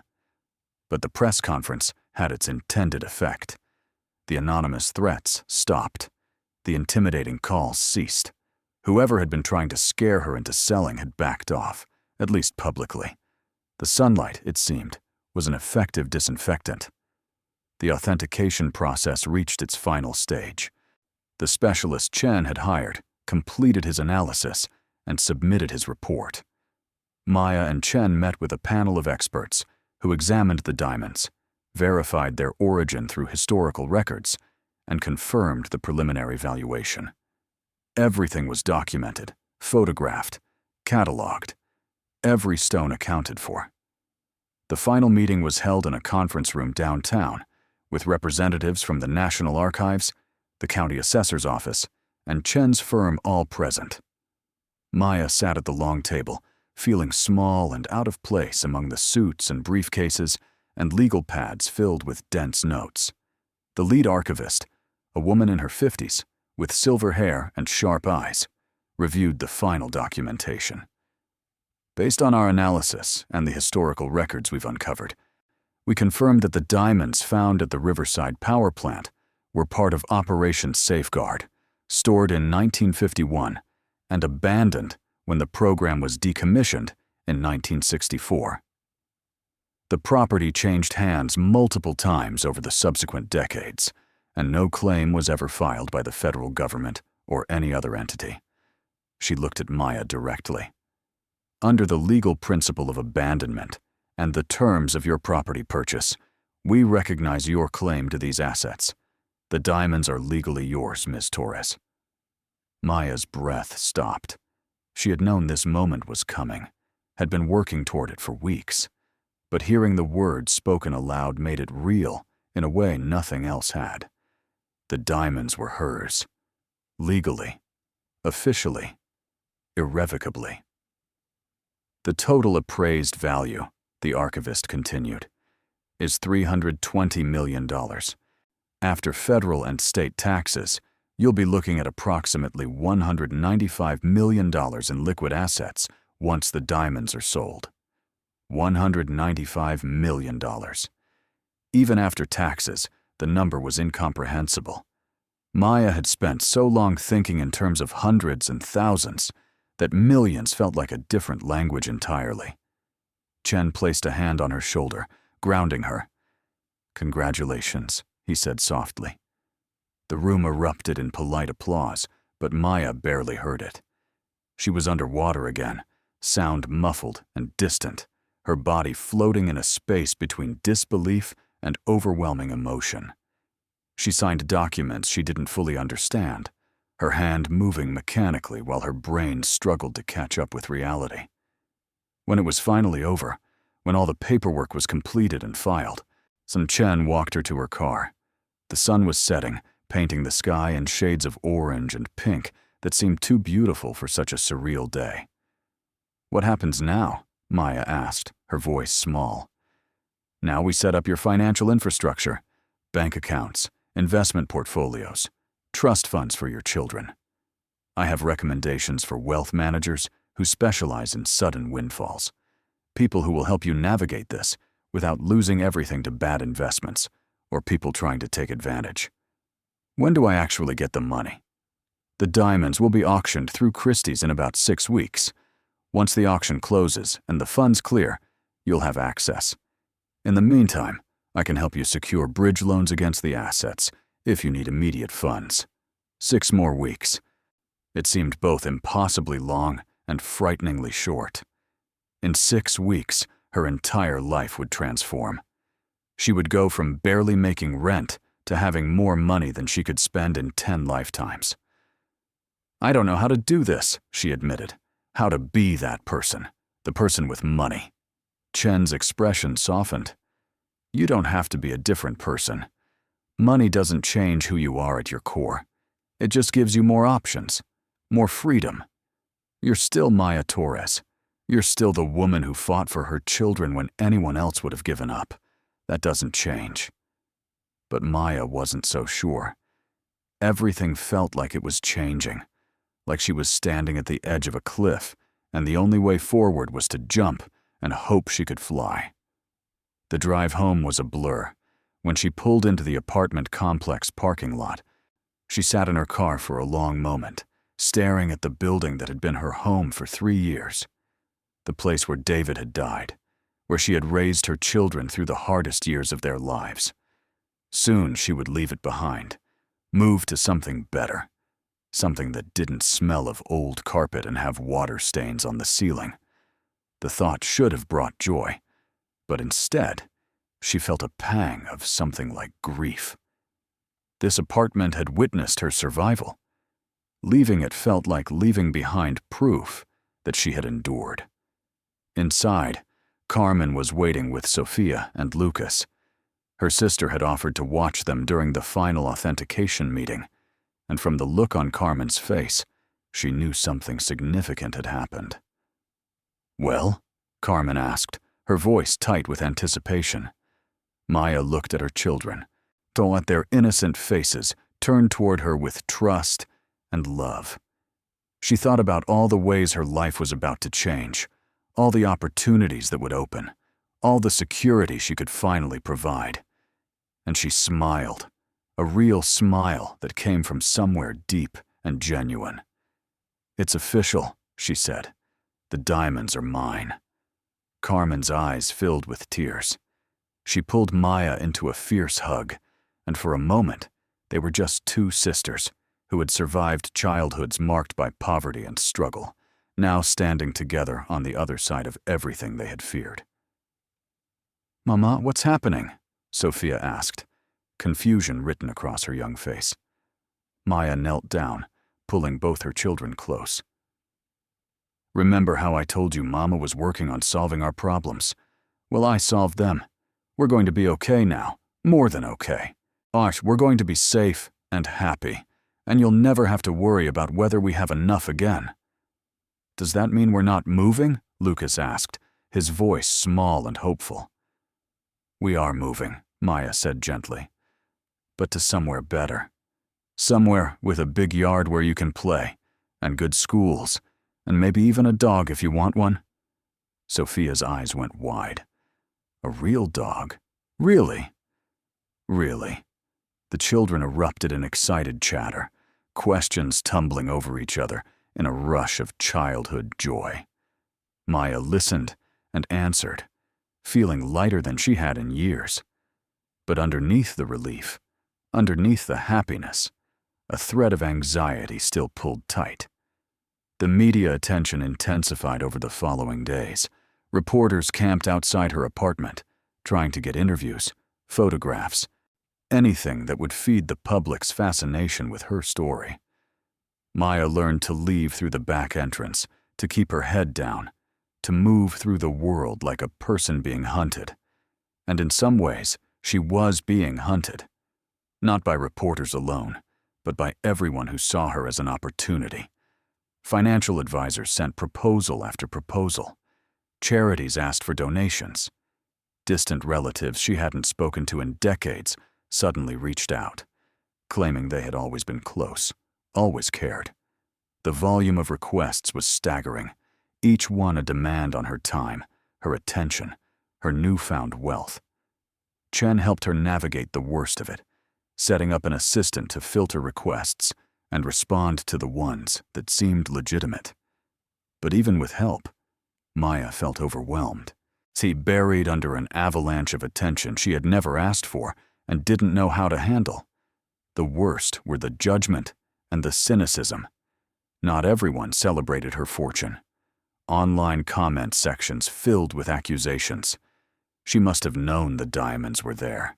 She must have stolen the property somehow. She didn't deserve the money. She was just lucky. The cruelty was casual and cutting. People she had never met deciding they knew everything about her and her worth. One particularly vicious article questioned whether she was mentally fit to manage such wealth, suggesting that someone from her economic background couldn't possibly make responsible decisions with $300 million. The implications were clear. She was too poor, too uneducated, too fundamentally unworthy to be trusted with money. Maya read the article alone in her apartment late at night, tears streaming down her face. She had fought so hard, survived so much, only to have strangers tear her down for being the wrong kind of lucky. The words burrowed into her mind like parasites, feeding on her insecurities, her fears that maybe they were right. Maybe she wasn't capable of this. But then she thought about Sophia and Lucas sleeping in the next room. She thought about the life she could give them now, the opportunities, the security, the chance to grow up without the weight of poverty crushing them. And she realized that what strangers thought didn't matter. What mattered was using this gift, this impossible, miraculous gift, to build something good. She wiped her tears, closed her laptop, and made a decision. She would prove them wrong, not by defending herself, not by arguing or explaining, but by living well, by making choices that honored the struggle that brought her here, by never forgetting what it felt like to count pennies and pray for miracles. 3 weeks after the authentication, Chen called with news. Christie's has scheduled the auction. It's going to be bigger than we anticipated. The historical significance of Operation Safeguard, combined with the quantity and quality of the stones, has generated significant international interest. We're expecting the final sale price to exceed the initial appraisal. How much? Maya asked, almost afraid to know. Potentially as high as $350 million, maybe more. The number didn't even sound real anymore. Maya had become numb to the scale of what she possessed, the wealth so vast it lost meaning. But then Chen said something that made it concrete again. You'll be able to do anything, Maya. Travel, philanthropy, start businesses, fund education. Whatever you want, whatever matters to you. This is freedom in its purest form. Freedom. That word resonated in a way the money itself didn't. Freedom from fear, from debt, from the constant grinding pressure of survival. Freedom to choose, to dream, to build a life instead of just enduring one. I want to help people, Maya said suddenly. People like me, single parents struggling to keep their heads above water. I want to do something that matters. Then you will, Chen said simply. We'll make it happen. The auction was held in New York City, a glittering event full of wealthy collectors and investors from around the world. Maya attended with Chen, wearing a dress that Carmen had helped her pick out, feeling like an imposter in a world of people who belonged to wealth instead of stumbling into it.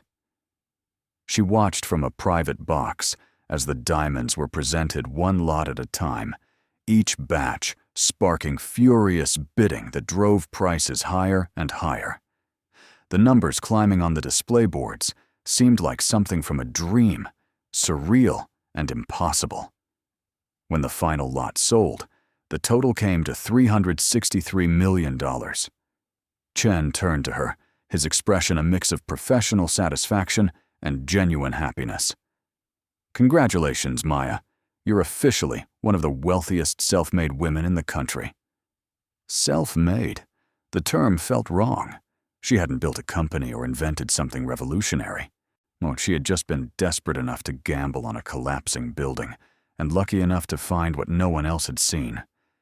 But maybe that was its own kind of making, its own kind of courage. The money cleared 2 weeks later. Maya sat with Chen and a team of financial advisors as they walked her through the accounts that had been set up in her name. Trust funds for Sophia and Lucas that would pay for their education through graduate school and give them substantial inheritances when they turned 30. A primary checking account with immediate access to $10 million. Investment portfolios designed to grow conservatively and provide stable income. Charitable foundations she could direct to causes she cared about. It was overwhelming and terrifying and extraordinary all at once. Maya signed document after document, her hand steady even as her heart raced. When it was finally done, when every account was established and every safeguard in place, Chen handed her a simple debit card. "This is connected to your primary account," he said. "You have $10 million of accessible funds. The rest is invested for growth and security. But this, right now, is yours to use however you want." Maya stared at the card, this small piece of plastic that represented more money than she had earned in her entire life before this moment. She thought about all the times she had checked her bank balance and felt her stomach drop at the single or double digit staring back at her. She thought about the eviction notice, now just a memory. She thought about the nights she had gone hungry so her children could eat. And then she thought about what came next. About the life she could build now, the future she could create. About becoming someone new while still honoring who she had been. "Thank you," she said to Chen, her voice thick with emotion. "For everything. For believing me. For protecting me. For making this real." "You made it real," he replied. "I just helped with the paperwork." That night, Maya lay in bed in her apartment, soon to be her former apartment, and stared at the ceiling one last time. In a few days, she would move into a house she had purchased with cash, a beautiful home with 4 bedrooms and a yard where her children could play safely. She would buy new furniture, new clothes, new everything. She would start a new life. But tonight, she let herself feel the weight of everything that had brought her to this moment. David's death and the grief that followed. The years of struggle, of fear, of barely surviving. The moment she stood in that auction room and raised her hand, despite everyone's skepticism. The rusted vault door and the fortune hidden in the dark. She had walked through fire to get here, and tomorrow she would walk into a life where fire couldn't touch her anymore, where her children would grow up safe and secure and full of possibility. It was everything she had ever wanted, everything she had ever prayed for in those desperate nights when hope felt like a cruel joke. And somehow, impossibly, miraculously, it was real. The moving truck arrived on a Saturday morning, bright and early, when the world still smelled of dew and possibility. Maya stood in the parking lot of her old apartment complex, watching as workers carried boxes and furniture down the stairs and into the truck. Everything she owned fit into one vehicle, a testament to how little she had accumulated over years of survival mode, when buying anything beyond the absolute necessities felt like a luxury she couldn't afford. Mr. Kowalski appeared on his porch, coffee mug in hand, watching the proceedings with an expression Maya couldn't quite read. She walked over to him, feeling the weight of goodbye settling on her shoulders. He had been a good landlord, patient when he could have been harsh, kind when others would have been indifferent. "So you're really going," he said, his weathered face creasing into something like a smile. "I am. Thank you for giving me that extension. I don't know what I would have done without it." He waved off her gratitude, but his eyes were soft. "You were always a good tenant, Maya. Quiet, respectful. I took care of the place. I'm glad things worked out for you. God knows you deserved a break after everything you've been through." Maya felt tears prick at her eyes. "Thank you for saying that. Where are you moving to?"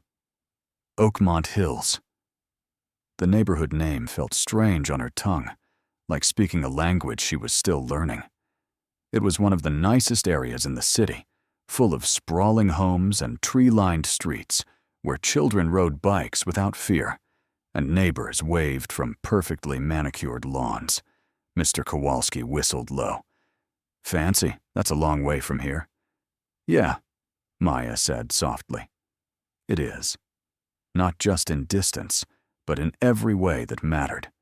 She was leaving behind not just an apartment, but an entire version of herself. The woman who had lived here, who had struggled and survived and counted every dollar, or was being left behind like a snake shedding skin. What emerged on the other side was still forming, still unknown. As the last box was loaded, Maya took one final walk through the empty apartment. The rooms echoed with absence, but also with memory. She stood in the kitchen where she had received the eviction notice, where everything had seemed hopeless and dark. She walked into the bedroom where David had taken his last breath, where she had cried herself to sleep more nights than she could count. She paused in the children's room, where Sophia and Lucas had grown despite the hardship, their laughter somehow surviving even when everything else felt broken. "Goodbye," she whispered to the walls, to the memories, to the woman she had been. Then she walked out and closed the door behind her. The house in Oakmont Hills was everything she had never dared to dream of. 2 stories of cream-colored stucco with a red tile roof, surrounded by a lawn so green it looked painted. 4 bedrooms, 3 bathrooms, a kitchen with granite countertops, and appliances that gleamed like jewelry. Floor-to-ceiling windows that let sunlight pour in like liquid gold. A backyard with a swing set already installed, waiting for children's laughter to bring it to life. Sophia and Lucas ran through the house screaming with joy, their voices echoing off walls that would learn to recognize them, to hold their happiness like precious cargo. They claimed bedrooms, planned where furniture would go, pressed their faces against windows overlooking a neighborhood that looked like something from a magazine.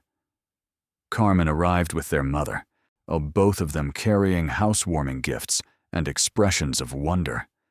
Their mother, Rosa, walked through the house with tears streaming down her face, touching walls and countertops as if to confirm they were real. "Mija," she whispered, pulling Maya into a fierce embrace. "Mijijita, look at what you've done. Look at this beautiful home." "It doesn't feel real yet," Maya admitted. "It's real," Rosa said firmly, "and you deserve every inch of it, every blessing. Don't let anyone tell you otherwise." But people did try to tell her otherwise. The whispers started almost immediately, spreading through old social circles like poison in water. She heard them secondhand, through friends who thought she should know what people were saying, that she had gotten lucky, nothing more, that anyone could have found those diamonds if they'd been foolish enough to buy that death trap, that she didn't earn this, didn't deserve this, would probably lose it all within a year because people like her didn't know how to handle money. The words stung, even though Maya tried not to let them. She had spent her entire life being underestimated, dismissed, counted out. Why should it surprise her that success didn't change how people saw her? If anything, it made their prejudices more pronounced, their need to diminish her more urgent. But then came the vindication, sweet and unexpected, in moments that made the mockery worth enduring. It started at the grocery store, of all places. Maya was shopping for the new house, her cart full of food she didn't have to count dollars to afford, when she ran into Sandra Mills. Sandra had been in her social circle before David died, one of those women who smiled to your face while cataloging your failures behind your back. When Maya's husband died and the bills piled up, Sandra had been among the first to distance herself, as if poverty were contagious. Now Sandra stood in the produce section, holding an organic cucumber, and staring at Maya with an expression caught between shock and something that looked like calculation. "Maya, oh my God, I heard about what happened. The diamonds. That's just, I can't even imagine. You must be over the moon. Maya offered a polite smile. It's been life-changing. I'll bet. Sandra's eyes flickered to Maya's cart, noting the expensive cuts of meat, the organic produce, the items that spoke of money no longer being a concern. We should get together sometime. Catch up. Joy, it's been too long. Too long. As if Sandra hadn't ignored her calls for 2 years, hadn't crossed the street to avoid talking to her, hadn't whispered with other women about how sad it was that Maya Torres had fallen so far. But now that Maya had money, suddenly Sandra wanted to catch up. The transparency was almost funny. I'm pretty busy these days, Maya said pleasantly, but I'll keep it in mind. She walked away, leaving Sandra standing there with her organic cucumber and her poorly concealed envy. It was a small victory, petty perhaps, but satisfying nonetheless. The bigger vindication came a week later, at the county auction house where Maya's journey had begun. She returned not as a desperate woman betting her last dollars on a collapsing building, but as a donor, and she had decided to establish a fund to help low-income families purchase properties at auction, giving them the same chance she had taken, the same opportunity to transform their lives through risk and courage. The auctioneer recognized her immediately, his eyes widening as she walked in. He approached her with a deference that would have been laughable months ago, when he had watched her raise her hand to bid on a property everyone else dismissed. Ms. Torres, what an honor. I heard about your incredible discovery. Truly remarkable. Thank you, Maya said. I wanted to talk to you about establishing a program to help other families access these auctions. Too often, properties that could change lives go to investors who already have money. I want to level the playing field. The auctioneer's enthusiasm was genuine, but Maya couldn't help remembering the surprise on his face when she had won the power plant bid. The way he had looked at her, like she was making a terrible mistake. She wondered if he remembered that moment, if he felt even a flicker of recognition that he had underestimated her. But the most meaningful vindication came from an unexpected source.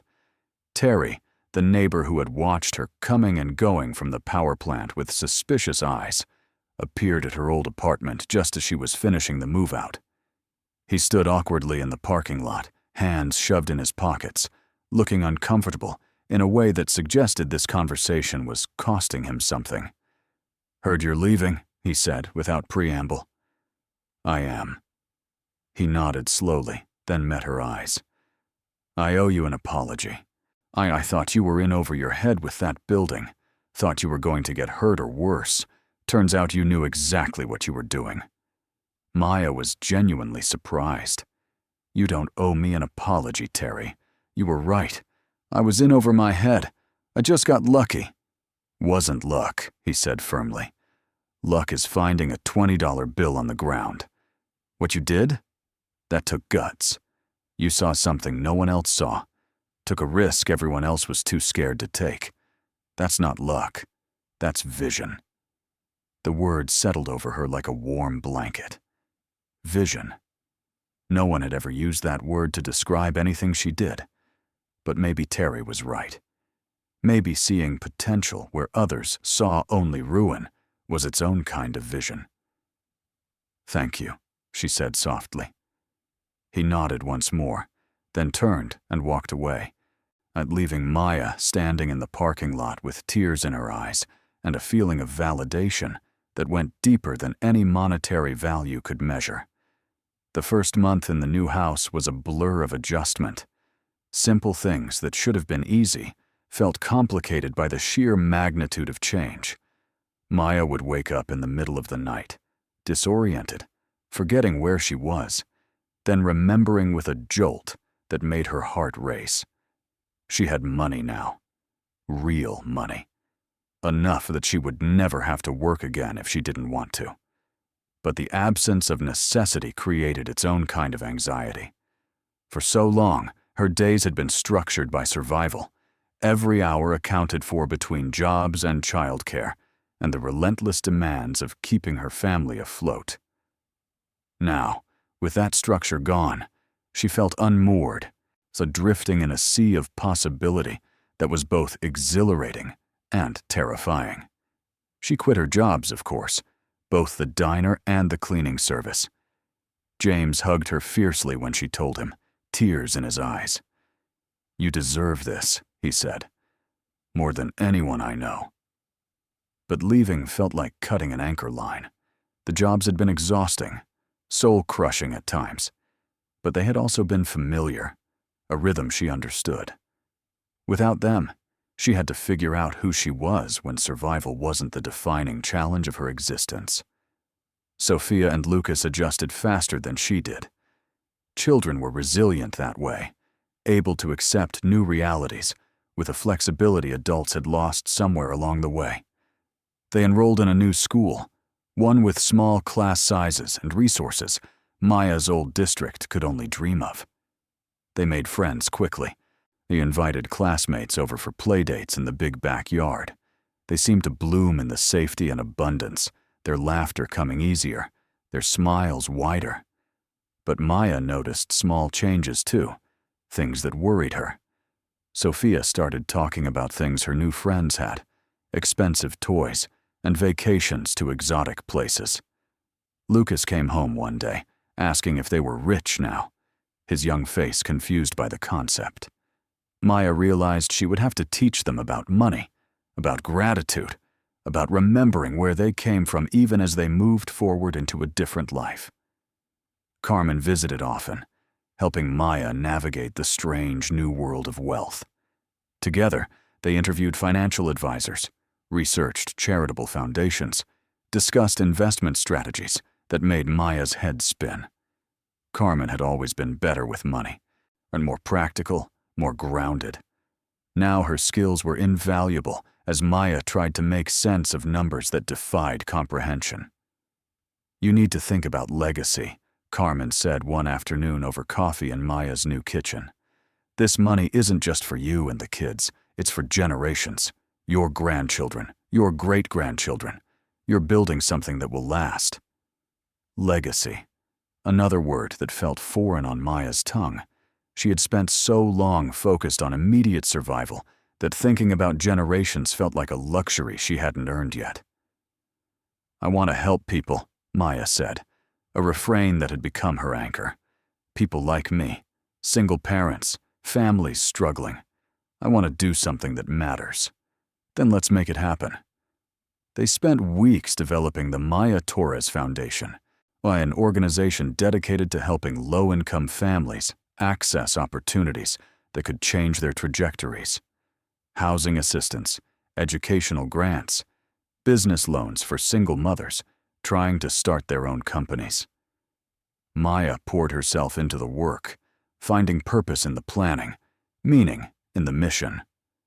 The foundation's first recipients were announced 6 months after Maya found the diamonds. 20 families received down payment assistance to purchase homes.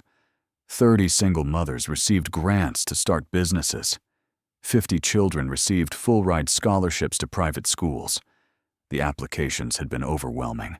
Thousands of stories that broke Maya's heart because she saw herself in every one of them. The desperation, the hope, the stubborn refusal to give up despite impossible odds.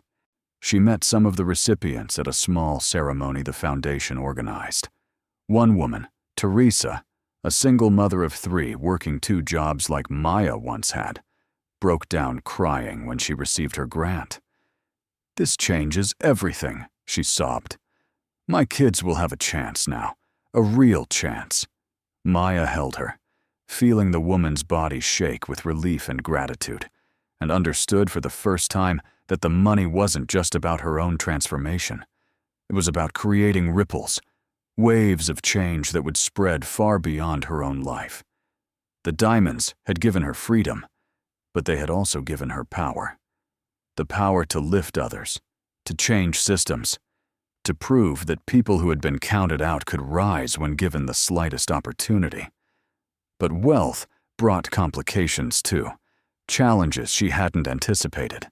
Family dynamics shifted in subtle and not so subtle ways. Relatives who had never been close suddenly wanted to be involved in her life. A cousin she hadn't spoken to in 15 years called asking for a loan to start a business. An uncle she barely remembered reached out through Facebook with a long message about family loyalties and helping each other out. At first, Maya tried to help everyone. She gave loans that were never repaid, made donations to causes that turned out to be scams, said yes to requests because saying no felt like betraying the woman she had been, the woman who would have been grateful for any help at all. But Chen warned her about this, about people who would see her as an ATM, who would take and take until there was nothing left. He helped her establish boundaries, taught her how to say no without guilt, and how to distinguish between genuine need and manipulation. It was harder than any physical labor she had ever done. Saying no to family, to people who shared her blood, felt like a betrayal of everything she believed about loyalty and helping others. But she learned, slowly and painfully, that helping everyone meant helping no one, that her resources, while vast, were not infinite. The most difficult relationship to navigate was with her mother. Rosa was proud of Maya, fiercely so, but there was also discomfort in how wealth had shifted their dynamic. Maya wanted to help her mother, to make her life easier, but Rosa resisted in ways that were stubborn and confusing. "I don't need your money, Mija," Rosa said when Maya tried to pay off her mortgage. "I know you don't need it, Mama, but I want to do this. Will you let me do this for you? I've been taking care of myself my whole life. I don't need charity, not even from my own daughter." The word charity stung. Maya understood pride, had lived it herself for years, but she hadn't expected it to create a wall between her and her mother. They argued about it, voices rising in Maya's beautiful kitchen, while Sophia and Lucas hid upstairs, frightened by the tension. Eventually, they reached a compromise. Maya wouldn't pay off the mortgage directly, but she would put money into a trust that would cover Rosa's expenses if she ever needed it. It preserved her mother's dignity while giving Maya peace of mind. But the conversation had revealed something Maya hadn't wanted to see. Wealth didn't just change her relationship with the world. It changed her relationships with the people she loved most. Well, a year after finding the diamonds, Maya stood in the backyard of her house and watched Sophia and Lucas play on the swing set. They were laughing, chasing each other in circles, their joy uncomplicated and pure. The evening sun painted everything gold, the kind of light that made ordinary moments look like miracles. Carmen sat beside her on the patio, both of them holding glasses of wine, a luxury they could now afford without thought.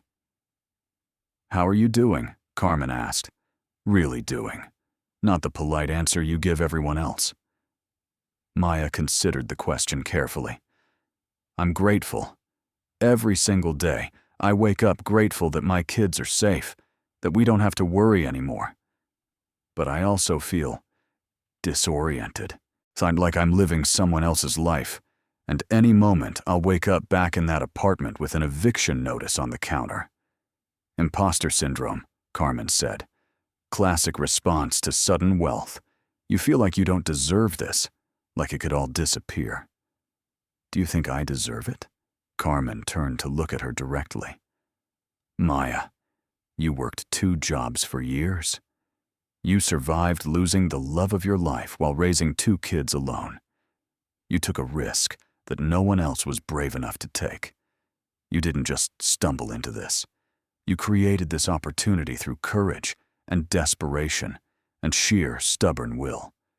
So yeah, I think you deserve it. I think you've earned every single dollar." Maya felt tears sting her eyes. "Sometimes I think about all the other people who are where I was, working themselves to death, but terrified of losing everything, one crisis away from disaster. Why did I get out? Why me and not them?" "I don't know," Carmen said honestly. "Life isn't fair. We both know that. But you getting out doesn't mean you abandon everyone else. Look at what you're building with the foundation. Look at the families you're helping. You're taking your good fortune and using it to lift others. That's not guilt, Maya. That's purpose. Purpose. That word resonated in a way that wealth never quite had. The money was just a tool, a means to an end. Purpose was what made it meaningful. The foundation grew over the next year, expanding its reach beyond what Maya had imagined possible. They partnered with other nonprofits, developed programs for job training and financial literacy, and created a scholarship fund that would put hundreds of kids through college. Maya became the face of the organization, doing interviews and speaking at events, telling her story over and over again until it started to feel like something that had happened to someone else. But she never lost sight of why she was doing it. Every recipient she met, every family she helped, she saw herself.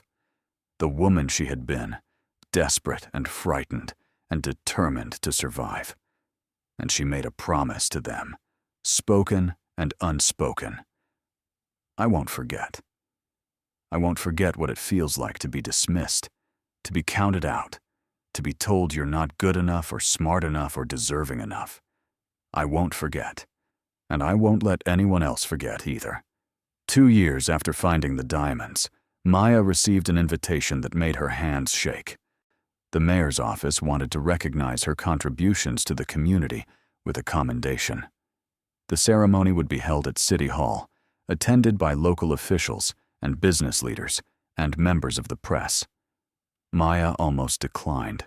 She didn't want recognition, didn't want to stand in front of people and be celebrated when so many others were still struggling. But Chen convinced her to accept. "This isn't about ego," he said. "It's about visibility. Your story inspires people. It shows them that change is possible, that taking risks can pay off, that people who've been knocked down can rise. You showing up matters." So she went, wearing a dress that cost more than her monthly rent used to be, feeling like an imposter in a room full of people who had always belonged to success. The ceremony was formal, but full of speeches about community service and civic engagement. When the mayor called her name, Maya walked to the podium on legs that trembled, accepting the plaque with hands that shook. She was expected to give a speech. She had prepared something brief and professional, thanking the mayor and the community and the people who had supported her. But when she stood at the podium, looking out at the crowd, she saw faces she recognized.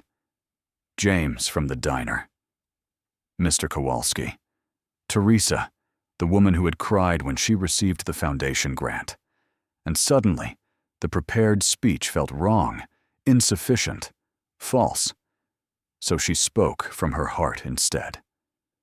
2 years ago, I was facing eviction, she began, her voice steady despite her fear. I was a single mother working 2 jobs. I was terrified every single day that I wouldn't be able to keep my children safe. I felt invisible. I felt like the world had decided I didn't matter, that people like me, people struggling to survive, were disposable. The room had gone quiet, every eye fixed on her. When I bought that power plant for $850, people laughed. They thought I was crazy, foolish, throwing away money I didn't have on a building that should have been demolished. And maybe I was all of those things. But I was also desperate. And desperate people take risks that everyone else is too comfortable to consider. She paused, gathering her thoughts. I didn't find those diamonds through genius or careful planning. I found them through desperation and luck, and the stubborn refusal to give up when everything told me I should. But here's what I've learned since then. My story isn't special because I found wealth. It's special because I refused to be invisible, because I took a chance when no one believed in me. Her eyes found Teresa in the crowd. There are thousands of people in this city right now who are where I was 2 years ago, working themselves to exhaustion, terrified of losing everything, dismissed by a world that has decided they don't matter. This commendation isn't just for me, it's for them. It's a reminder that people who've been counted out can rise, that taking risks matters, that courage, even desperate courage, can change everything. She held up the plaque. I accept this honor on behalf of every single parent working multiple jobs to feed their kids, every person dismissed because of where they came from or how much money they have, every individual who refused to give up even when giving up seemed like the only rational choice. This is for us, all of us, because we matter. Our struggles matter, and when given the chance, we rise. The applause was thunderous. People stood, some wiping tears from their faces, others nodding with recognition and validation. Maya saw James openly crying. She saw Teresa clapping so hard her hands must have hurt, and she understood that this moment wasn't about her anymore. It was about everyone who had ever been told they weren't enough and had proven the world wrong. After the ceremony, people swarmed her. Some wanted to share their own stories of struggle. Others wanted advice or help, or just to shake her hand. Maya listened to every single one, giving them the attention and respect she had craved when she was invisible, when no one saw her pain or her strength. Late that night, back in her house that still sometimes felt like a dream, Maya tucked Sophia and Lucas into bed. They were getting older now. Sophia almost 10. Lucas, 8. They barely remembered the apartment, the fear, the nights their mother cried when she thought they couldn't hear. "Mama, why did those people clap so much today?" Lucas asked sleepily.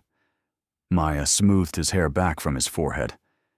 "Because they understand what it means to fight for something, to not give up even when things are hard."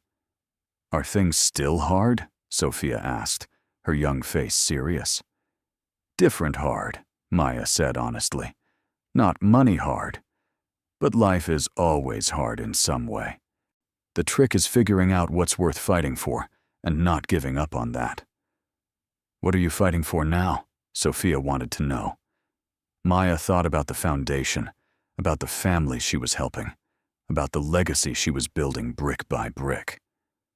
"I'm fighting to make sure other people have the chances I had, to make sure no one feels invisible or forgotten, to make sure that when someone takes a risk, someone believes in them." "That's good," Lucas murmured, already half asleep. "Yeah," Sophia agreed. "That's really good."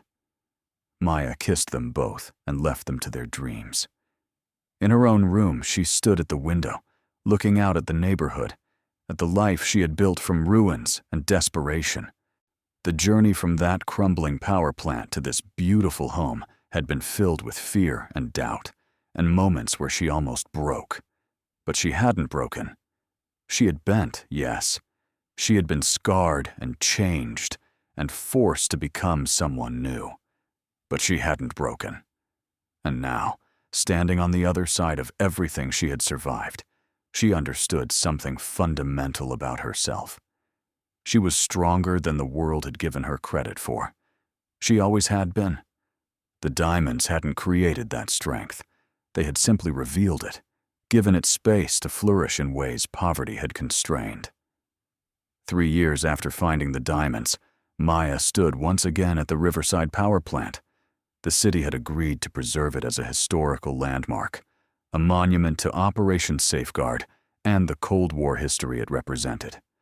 But Maya had convinced them to add something else, a community center built into the renovated portions of the building, a place where struggling families could access resources, job training, financial counseling, a place where people who felt invisible could be seen. The grand opening drew a large crowd.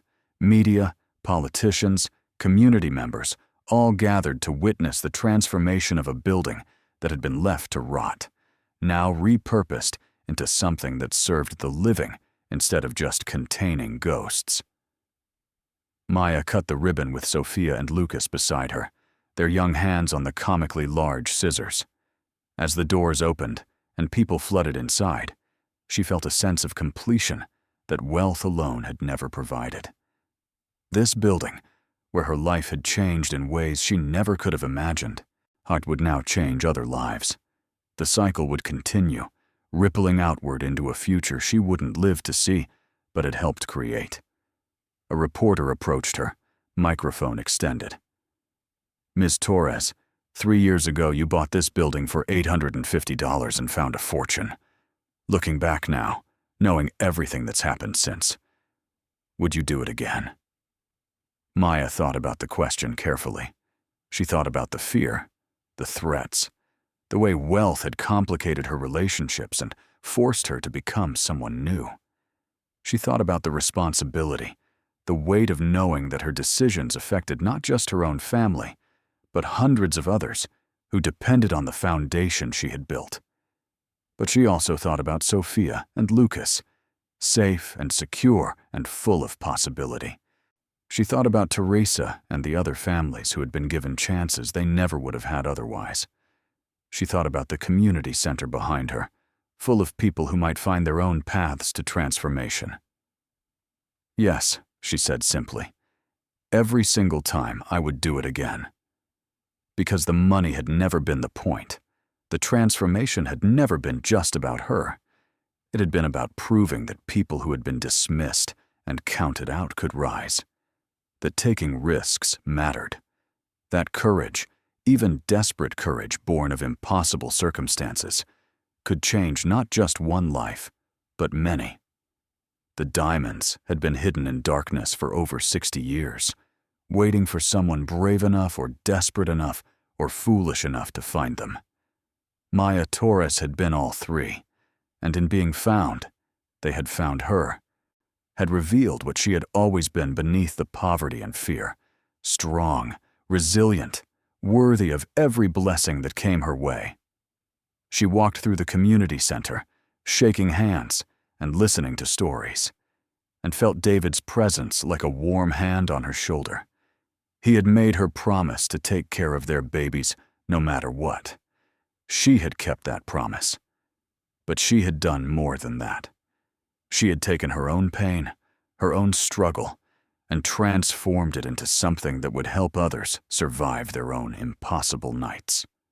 That evening, as the sun sat over the city and the community center emptied, Maya stood alone in the basement where the vault had been.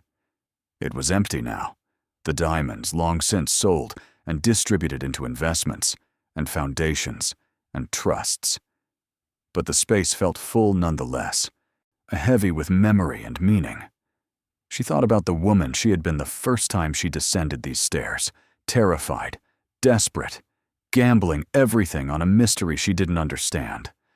She thought about prying open that vault door with shaking hands, about the moment she saw the diamonds and understood that everything had changed. And she thought about the woman she was now, still flawed, still learning, still sometimes uncertain, but no longer invisible, no longer voiceless, no longer fighting for survival.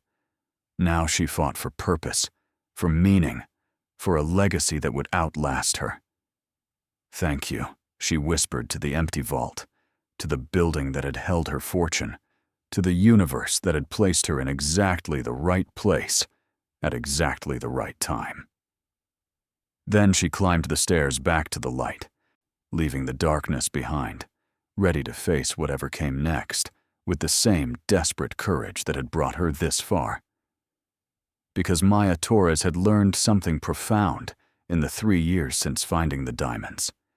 Transformation wasn't a destination. It was a journey, continuous and evolving. And she was ready for every step that lay ahead.